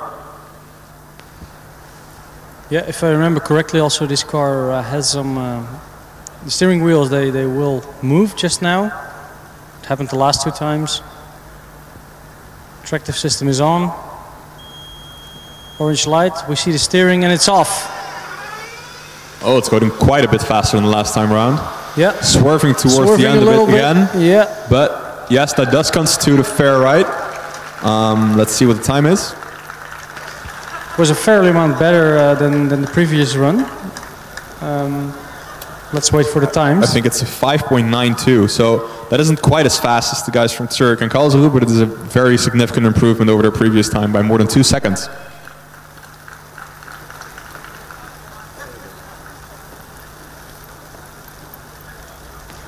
And they do still have 1 run left to improve this time even further. We could see the Hamburg car by the end of the straight swirling a little bit over the track. I think if they are able to fix that just a little bit better, then they can get a half a second off easily. Yep. Unlike their first attempt, we now see the green light on, which means that they finished without having to interfere with an emergency stop. The orange light was on up until the end without the blue blinking light, which indicates an emergency stop. Yeah, we can see the team now approaching the car. They're actually walking the same distance as the car just has driven. We can also see that the push bar, it's the unit that the middle guy is pushing around, that is used to push the car around here on track and on the paddock. It's actually quite a nice story. Every team has a different push bar and they all make something special out of it. We have seen the most bizarre engineered push bars in the past. Thijs, you probably have a very good idea of the most ridiculous push bar you've ever seen. Well, I've been to the US competition in Michigan once, that was a while ago, but they actually had a competition for it there, an award you could get for the best push bar, so maybe that went a little bit too far. The serious Germans here, of course, are above that. Meanwhile, we see the guys from Karlsruhe and Zurich still fiddling about their car, not all that concerned about hurrying up, but both of those teams have told us that they are aiming to do another run. Yeah, I suppose Zurich will want to get closer to the Karlsruhe time and even beat it. I'm quite sure that the car is capable of doing that, but are the control systems also? That is, of course, the big question for driverless competition. Yeah, one thing they will have to do, I'm convinced, is to increase the top speed. And as they told us previously, they haven't really driven faster than the 60 kilometers per hour that they limited the car to just now. But I think they'll try to at least go to 70 or maybe above that in order to try and get below the 5 seconds like Karlsruhe did previously.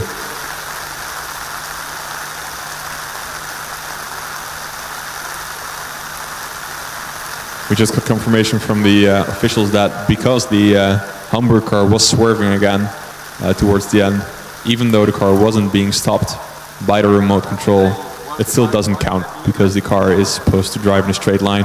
So unfortunately that does constitute a DNF for their previous run. But they do have one run left, so if they can manage to fix it, I'm sure they will be able to put in a nice time.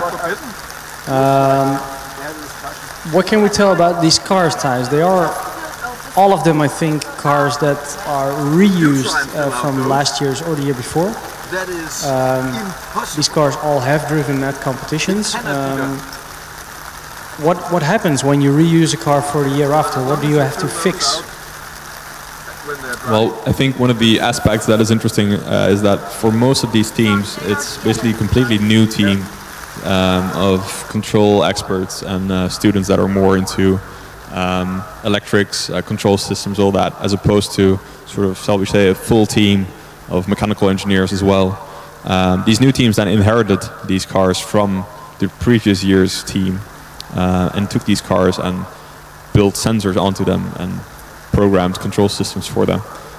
So it kind of been, it has been tricky for some of the teams to get these cars through scrutineering properly because they don't have the experience with the cars that the previous, their predecessors did.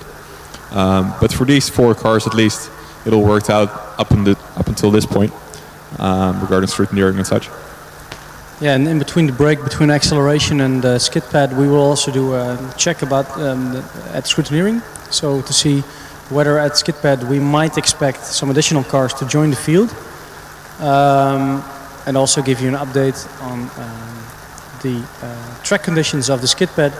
Traditionally here in Germany they have a wet pad, which is I think not so difficult today to realize.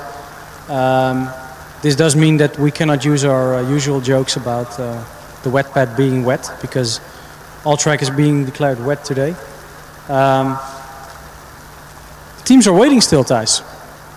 Yeah, I'm not sure what they are waiting for. They still have about 30 minutes to complete the runs, any runs they do want to do. I think, by the way, with respect to scrutineering, the latest news is still that there are only still the same 4 teams that have passed all parts. There's a couple of teams that have been through mechanical scrutineering, but no teams that have been through the driverless aspect, the tilt table, the rain test, which today is more important than ever, and the 2 aspects of the brake test.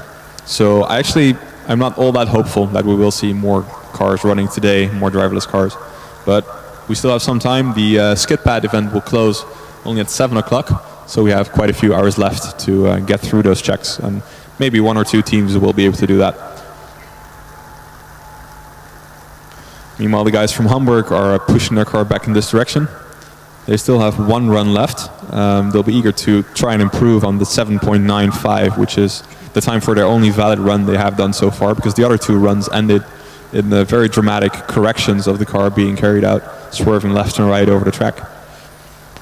Yeah, actually what we're seeing right now reminds me a little bit about the 2010 competition we had 7 years ago. In 2010, Hockenheim, Formula Student Germany, started out with the electric competition. It was quite a similar site as what we see today, except then with drivers, but we also saw a lot of teams trying to compete and very few teams actually being able to complete scrutineering and participating in the dynamic events. I don't recall exactly how many teams, but I can only recall a couple of cars actually driving fast on track. That of course was still the combustion era, if you will. At that time there were almost no electric cars. And also there were almost no wings. What we see now is that most cars have quite large, especially in relation to the body of the car, quite large wings. That started out a little bit around that time. There were very few teams that have traditionally participated with wings. One that comes to mind for me is Monash from Australia. But then GFR came around and really rattled the field there. Where we see now almost all top teams driving with an aero package. Yeah, I think it's fair to say that nowadays it's impossible to win either an electric or a combustion event overall without quite a significant aero package. As we were talking about this, both cars from Karlsruhe and Zurich are now approaching the track again. Drivers in both cars, and Karlsruhe, with their 3 runs left, are going to be the first to arrive. So we'll soon see another run from Karlsruhe. Remember, there are 4:95 so far. 4:98, I think, is the fastest time of the day so far. They still have 3 of their 4 runs left, so they have some opportunity to improve on that. And they'll be eager to stay in front of Zurich. Zurich have 1 run left. They're now behind half a second with their best time behind Karlsruhe, so they'll be eager to dip below the 5 as well. But let's see if before they can do that, Karlsruhe can push the boundary a bit further, closer towards the 4-second mark. Yeah, I'm quite curious because they looked very steady on their previous run, which was a 4:95. I talked to them just now, and they were planning to go even faster than that. What time will it be, do you think, Thijs? It all depends on how far they want to push the top speed of the car, because all these cars, for safety reasons, are being limited. This is not rules required as far as I'm aware. This is just something they themselves do to sort of keep things in hand in case they do go wrong. We have seen quite a few cars so far not responding well to finding a line of cones where apparently they didn't expect it to be. So it's a good thing that things are being a bit kept safe. Some of the combustion and electric cars can run up to 130 kilometers an hour on even this short track. So it's a good thing that the speeds are being kept a bit more in control on this event. I'm sure we can see higher speeds in future events in next years. Yeah, the guys from Zurich also told us that they wanted to keep the speeds low, especially also during acceleration, for 2 reasons. One, they want to drive this afternoon and tomorrow again.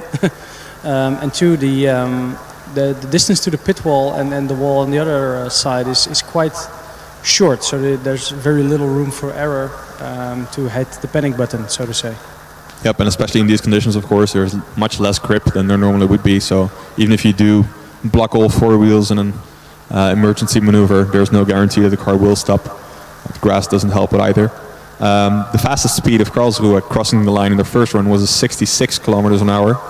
Let's see how far they've dared to push that speed now for their second one, as they're lining up and readying the car for their second run.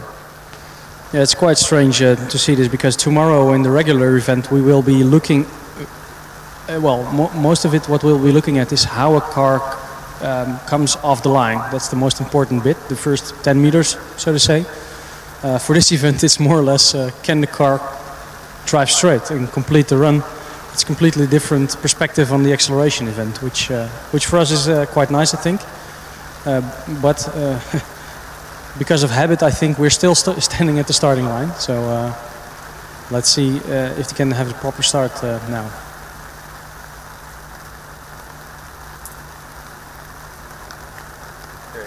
So far the low voltage is on. We're still waiting for the high voltage system and the autonomous system to be turned on. You can see the car still having the driver harness in place, which they fixed just now. Yep. The high voltage system and the autonomous system have just been turned on, as can be seen by the blinking red light and the blue light right below it. Yep. So now we're waiting for the green flag and the orange light to turn on, indicating that the car is active in driving mode. Green flag's being waved. There's the orange light, and the car should be getting off the line. But so far this run is looking more like the first and second attempt of Karlsruhe. Yes, there it does go. This is very quite fast. a lot of wheel spin. And again, it's clearly top speed limited. And it's a 4.58, so that is a significant improvement of 0.4 of a second. A top speed of 74 kilometers an hour, so there's our answer to our previous question. They increased the top speed by 8 kilometers an hour, and that gave them 0.4 extra. So now they raised the bar for Zurich, who are lining up behind them. And for them, the driver is out of the car, so I'm not sure if they do plan to immediately take that run. They still have about 25 minutes left if they want to do that. Then again, the Zurich guys still looking happy, so smiles all over. Although they do have 1 second gap now to bridge, I'm sure they will try it. How long is it still going? 3:30? 3:30. Another 25 minutes of this. And I say find the cup of coffee. Yep, the current gap between Zurich and Karlsruhe is now almost a second. It's 0.92. So they will have to increase their speed quite a bit, I think, in order to beat Karlsruhe. Karlsruhe's launch was also pretty convincing, so Zurich will have to do some fiddling with their parameters in order to match that. I'm not quite sure whether they, based on the discussions we had earlier, they are quite careful about the car. So quite curious whether they actually do want the car to go that fast. They did indicate that they did not have so much time testing in the rain.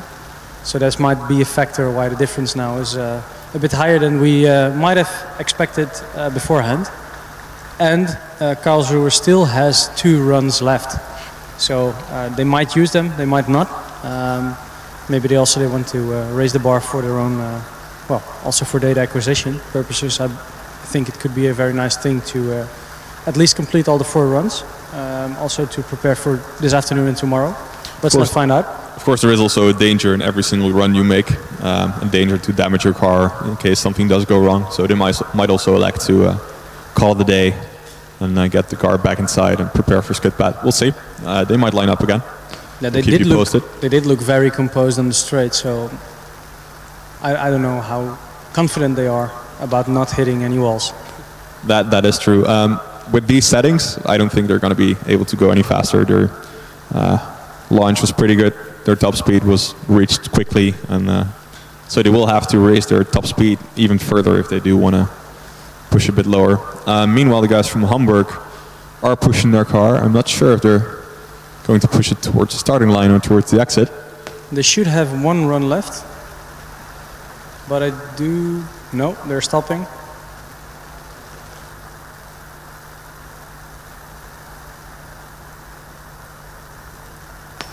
I do think they are planning to stay here. They are approaching the marshals, maybe to ask whether they can have another run, yes or no. Let's wait and find out.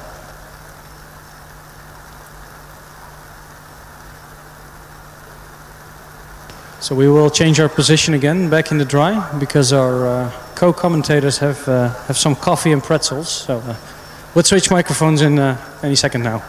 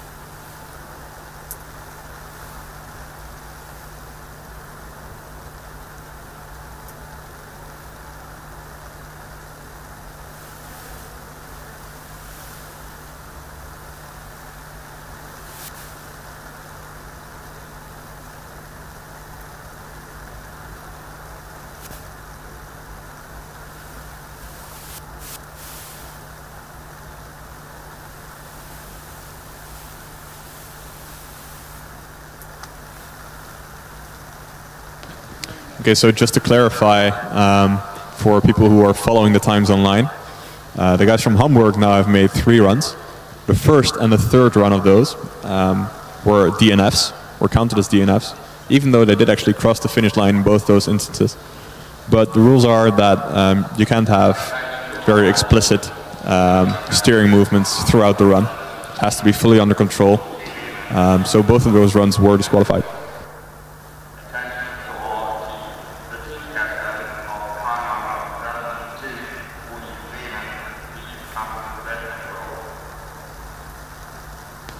Their second run was valid though, which was a 7.95. They do still want to go for their fourth run.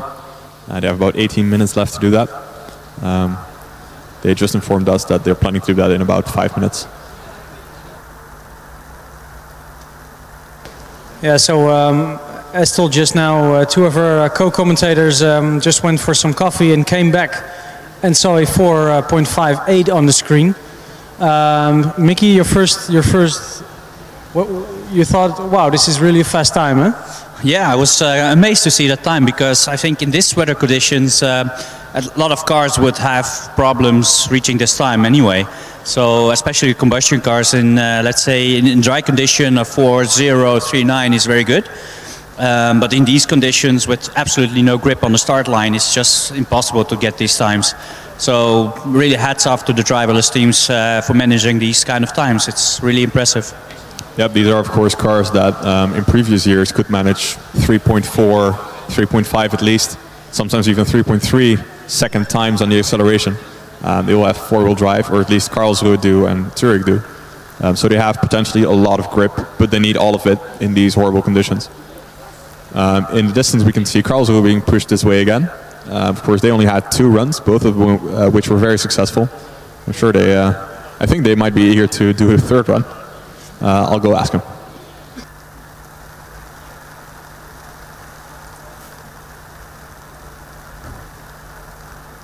Thijs, maybe you can also do a short interview with the team. Might be nice for the viewers also on the live stream and the people on the box.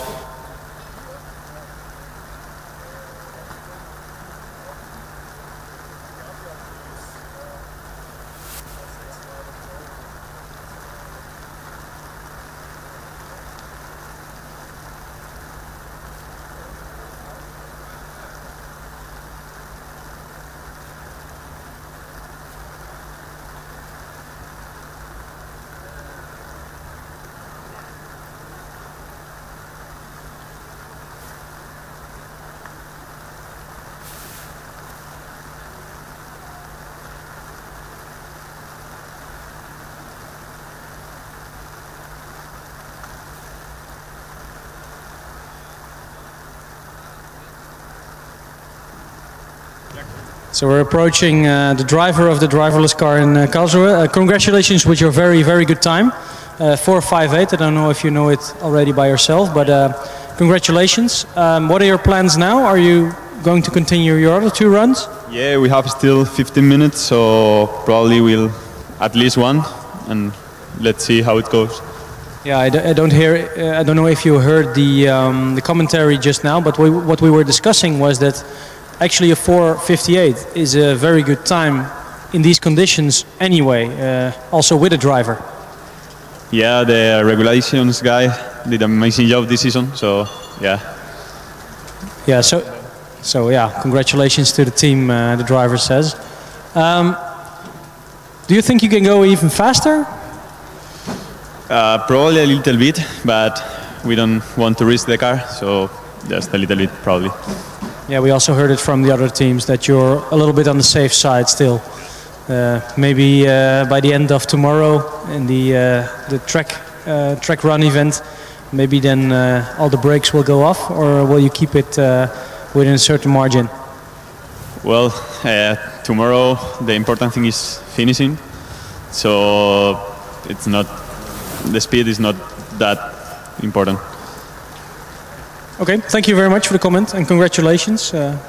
Quite eager to see whether you can even beat your own time. And also quite eager to see whether Zurich can beat the time. Yep, I just talked to the guys from, the control guys from Karlsruhe, and they promised me to raise the top speed the limit a little bit further still. So we can see what that brings for the next run. Meanwhile, as Steph said, the guys from Zurich are actually approaching the starting line once again.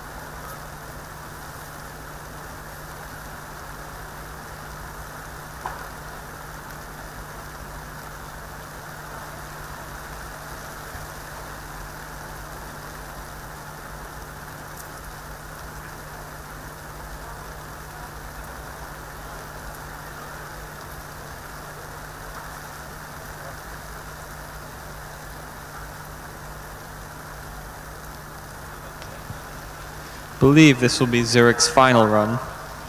They need to shave just under a second off of their previous best time if they want to take the lead from Karlsruhe. We'll see how aggressive they go with their strategy here. I know we spoke to them before, and as Tice said, they've decided to limit their top speed and see if they raise it to sort of get first place in this event. Yeah, once again, the LiDAR is being cleaned off, dried up, so that it can see the track as good as possible. Their previous top speed was 60 kilometers an hour, thereabouts, which was their limit as well. Karlsruhe just drove at 74 maximum speed, and they are aiming to increase that a little bit for further runs still. So it'll be interesting to see how fast Zurich will go over the line a little bit.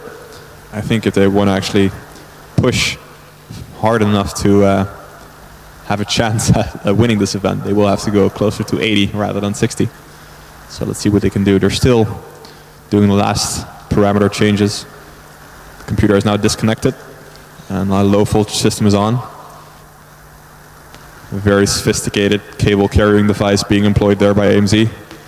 It's very impressive carrying the umbrella and the laptop and the cable all at the same time, and he's managed not to drop anything. He had to use his teeth for that. The autonomous system is on. High voltage system is not on yet. It is now.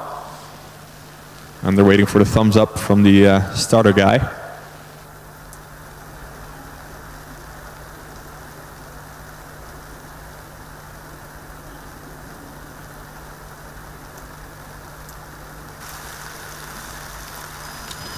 And they're off. And that looks very convincing. You can see the top speed hitting pretty quickly, and it's 4.37, which is the fastest time of the day so far. It's 91 kilometers an hour over the finish line. So yes, the answer is that they did drastically increase their top speed. So that is a great answer to the guys from Karlsruhe. They are now quicker by 0.2 seconds. So the guys from Karlsruhe have their work cut out for them, and they too will have to increase by at least 15 kilometers an hour, I guess, if they want to beat this.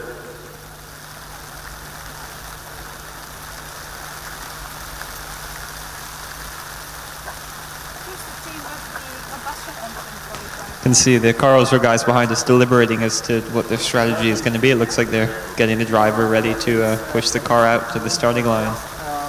There's about 10 minutes left in the event, so this is all getting very exciting very quickly here at FSG. The guys from Hamburg still do also have one run left, and actually in front of Karlsruhe, but I don't think they want to claim that place. No, it's going to be Karlsruhe next. And let's see if Hamburg also will attempt to make another run. I think Hamburg actually has two more, Karlsruhe has two more runs left if they so choose.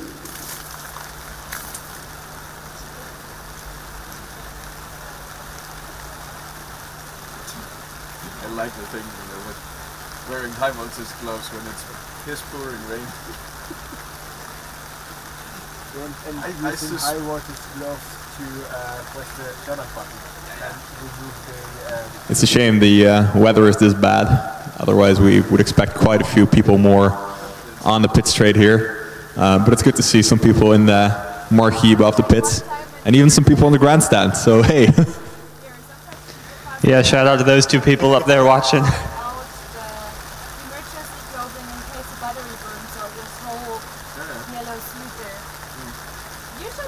How they passed by the cars and how the people were watching when they just passed by and saw those two guys. It was just like in between. I'm curious, but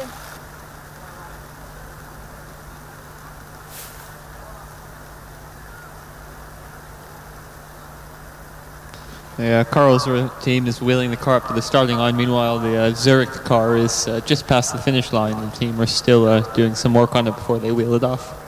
So Karlsruhe can't get started quite yet.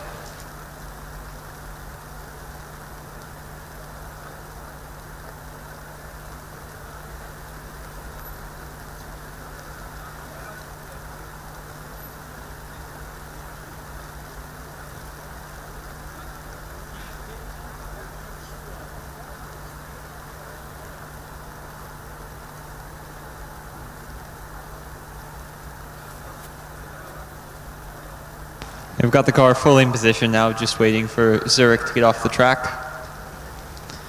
The driver is still in the car though. He's getting out now. No steering wheel required.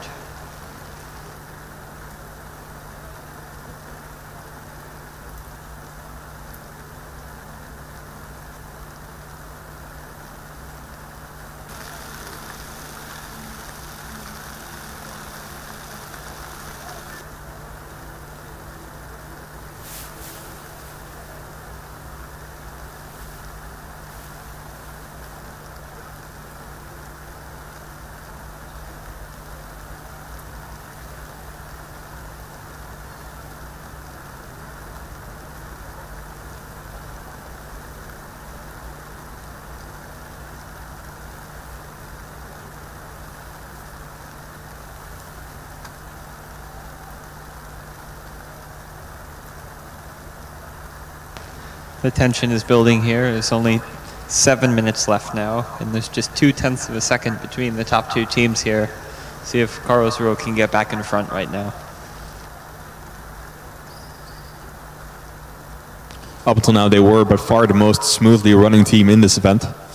Let's see how far they dare to push their car in the next run. I think the guys from timekeeping are readying to get this last run on the road. The third run for Karlsruhe actually.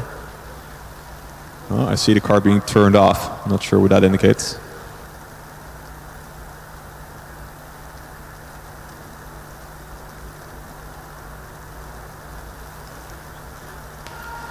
We can see that the driver harness wasn't in the right position. It needs to be strapped down so that it cannot move excessively. Maybe that's all that was going on.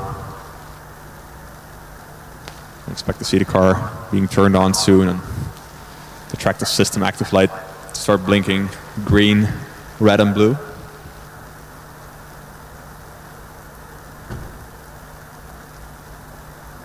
Oh, there's good news about Augsburg. They apparently managed to claw back one of the accumulators that they need.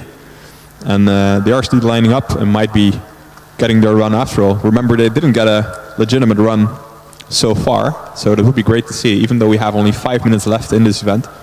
There should be plenty of time though if Karlsruhe gets their run on their way.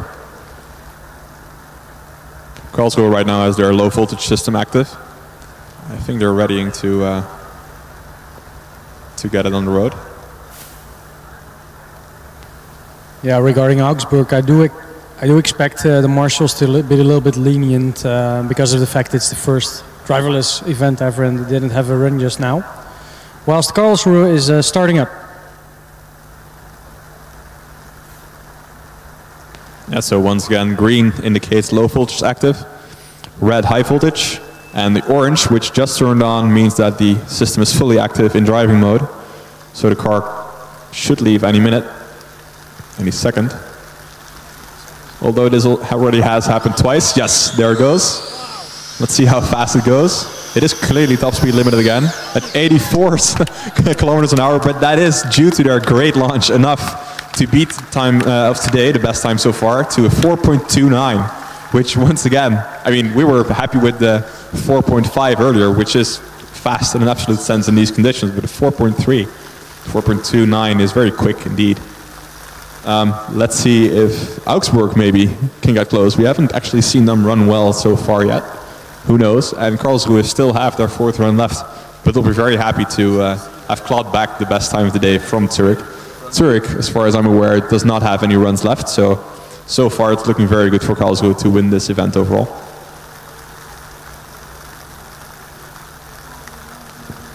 Yeah, so the team from Hamburg, I think, is going to approach the starting line, and also the other team from Augsburg, I saw the green light on just now. I think it's turned off just yet, or it's under the umbrella, but you know, it's still on. So both cars are planning to do a run. Officially they do have only 3 minutes left, but even though the weather is not so well, I do expect the marshals to be a bit lenient, especially regarding Augsburg. Yeah, this it took a while to get going, but this turned into quite an exciting acceleration event today. Yeah, it actually did. The times we saw were really, really fast just now. I guess you could say it accelerated. Oh no, you didn't.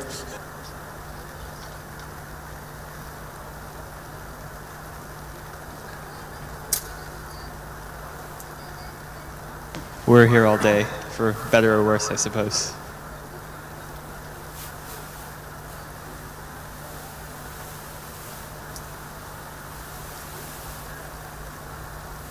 Curious to see whether Hamburg has managed their DNF problem of the wheels turning.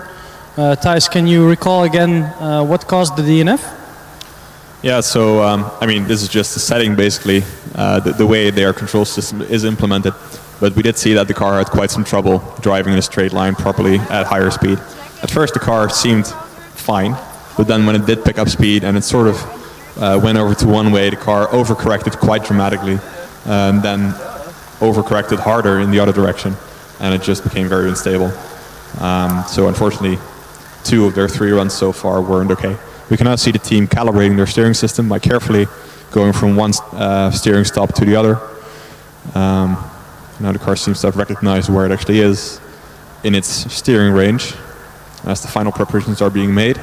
Low voltage is on, the autonomous system is active already, and the high voltage system has just been turned on as well, I believe, as we're waiting for the final go-ahead from the official next to the car.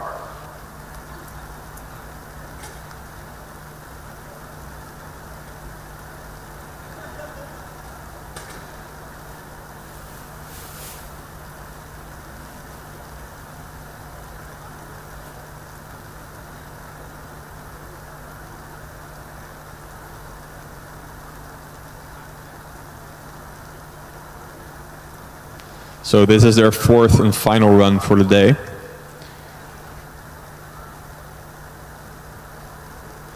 Their fastest legitimate time so far was a 7.95. Their only legitimate time too.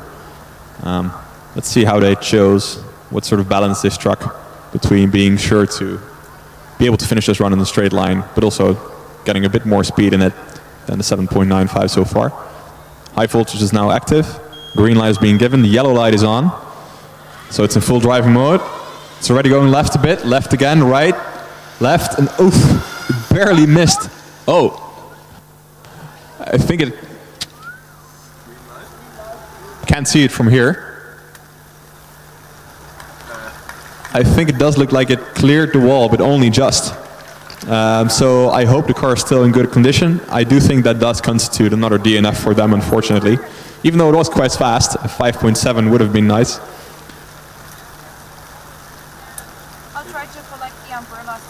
Alright, it's slightly touched the wall apparently, but let's hope it's in good condition. It doesn't have any very elaborate wings or whatever, so as long as it got most of the impact on the tires, it might be fine. Sorry. Huh? So unfortunately for Hamburg, that once again the same problem arose where they overcorrected for small deviations from the straight line, and then overcorrected on that fairly deviating line. As Augsburg approaches the line for their, well, what will be their first successful run if they do complete one now, because they don't actually have a counting time so far. Officially, the event has actually stopped 1 minute ago, but of course Augsburg wasn't here for most of it, unfortunately. So it's good to see that they do get a shot now. I like it, but Karlsruhe 2 is being pushed in this direction. I'm not sure if they will get the chance, and if they do, if they elect to take that to go for another fourth run. I'm getting indications from the team right now that they do plan to. So let's see if they want to push even further in their excellent time that they just posted.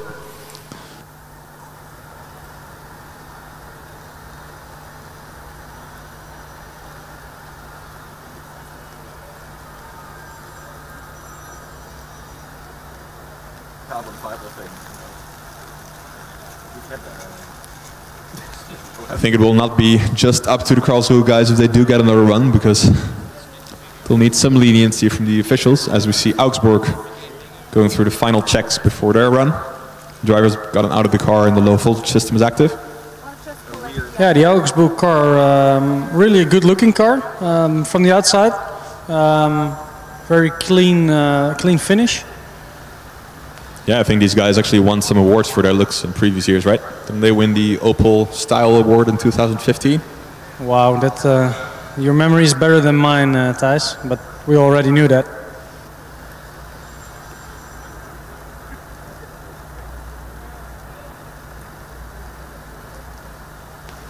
Yeah.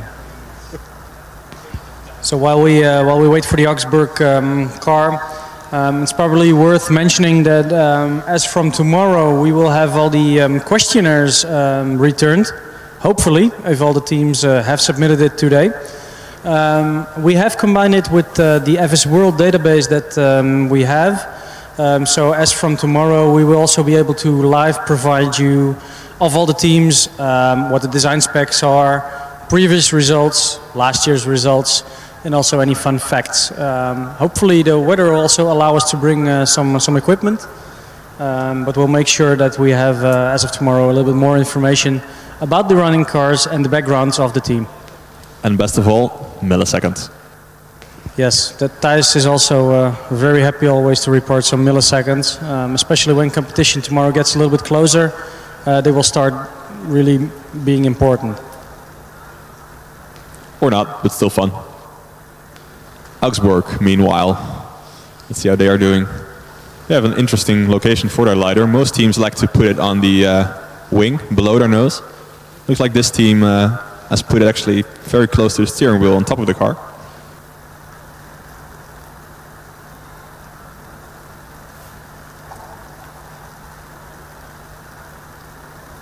The high voltage system is on, as they are waiting for the final go-ahead.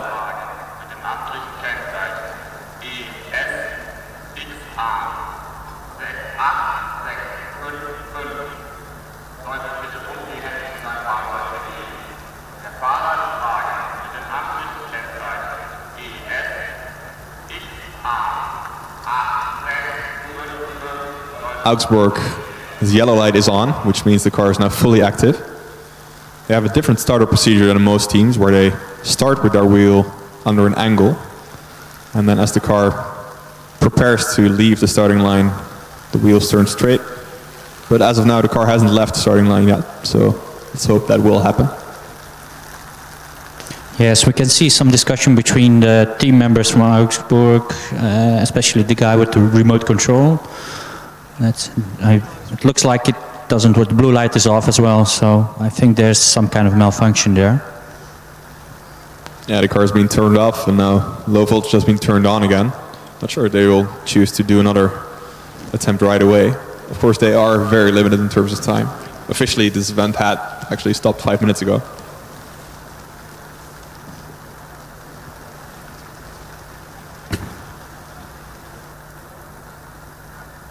Well, we can remember the times that Frank Ruske was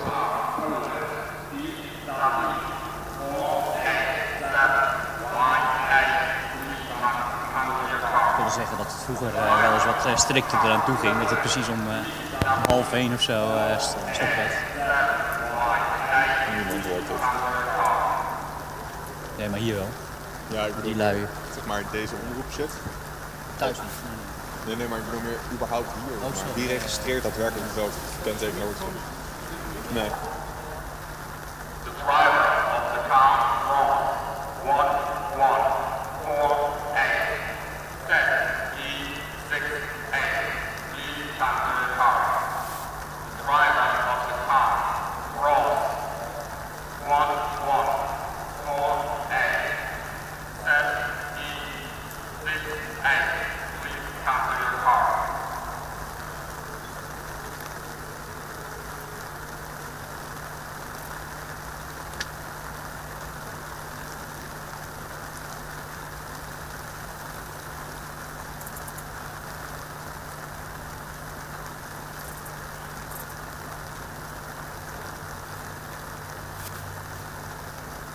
With regard to the end time of this event, technically they did start it a bit late too, so in some way it does make sense to let it run a bit further.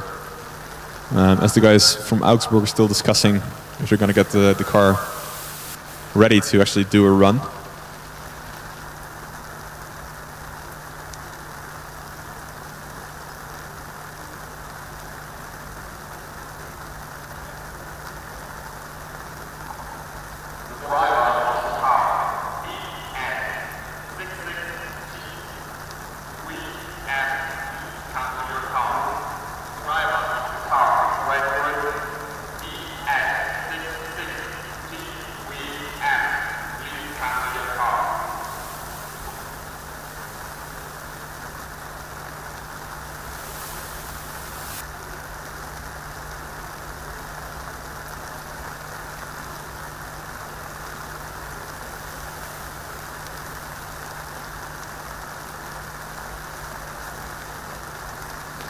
Kind of hard to see from here what exactly is going on with the Augsburg car, but I think they just attempted to turn on the high voltage system again, and they're going to go for another attempt.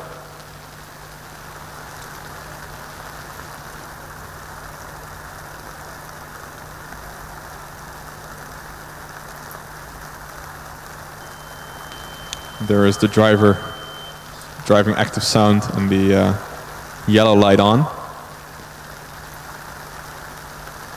Once again, however, the car is stationary on the starting line.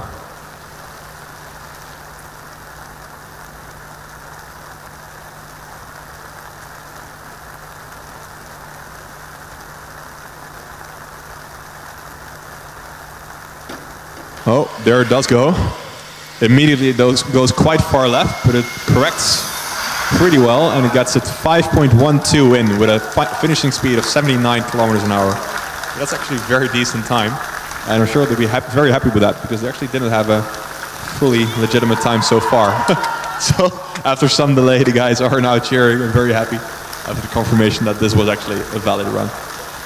Yes, that should give them a lot of points in the acceleration event, and it did seem to go wrong at the beginning because it was really pulling to the left, but the driverless car really corrected itself and it went in a straight line to the finish, so that's well done for this team.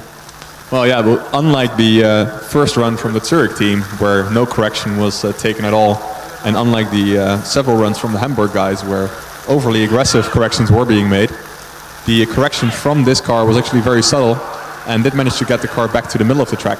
So we'll be very happy with this run.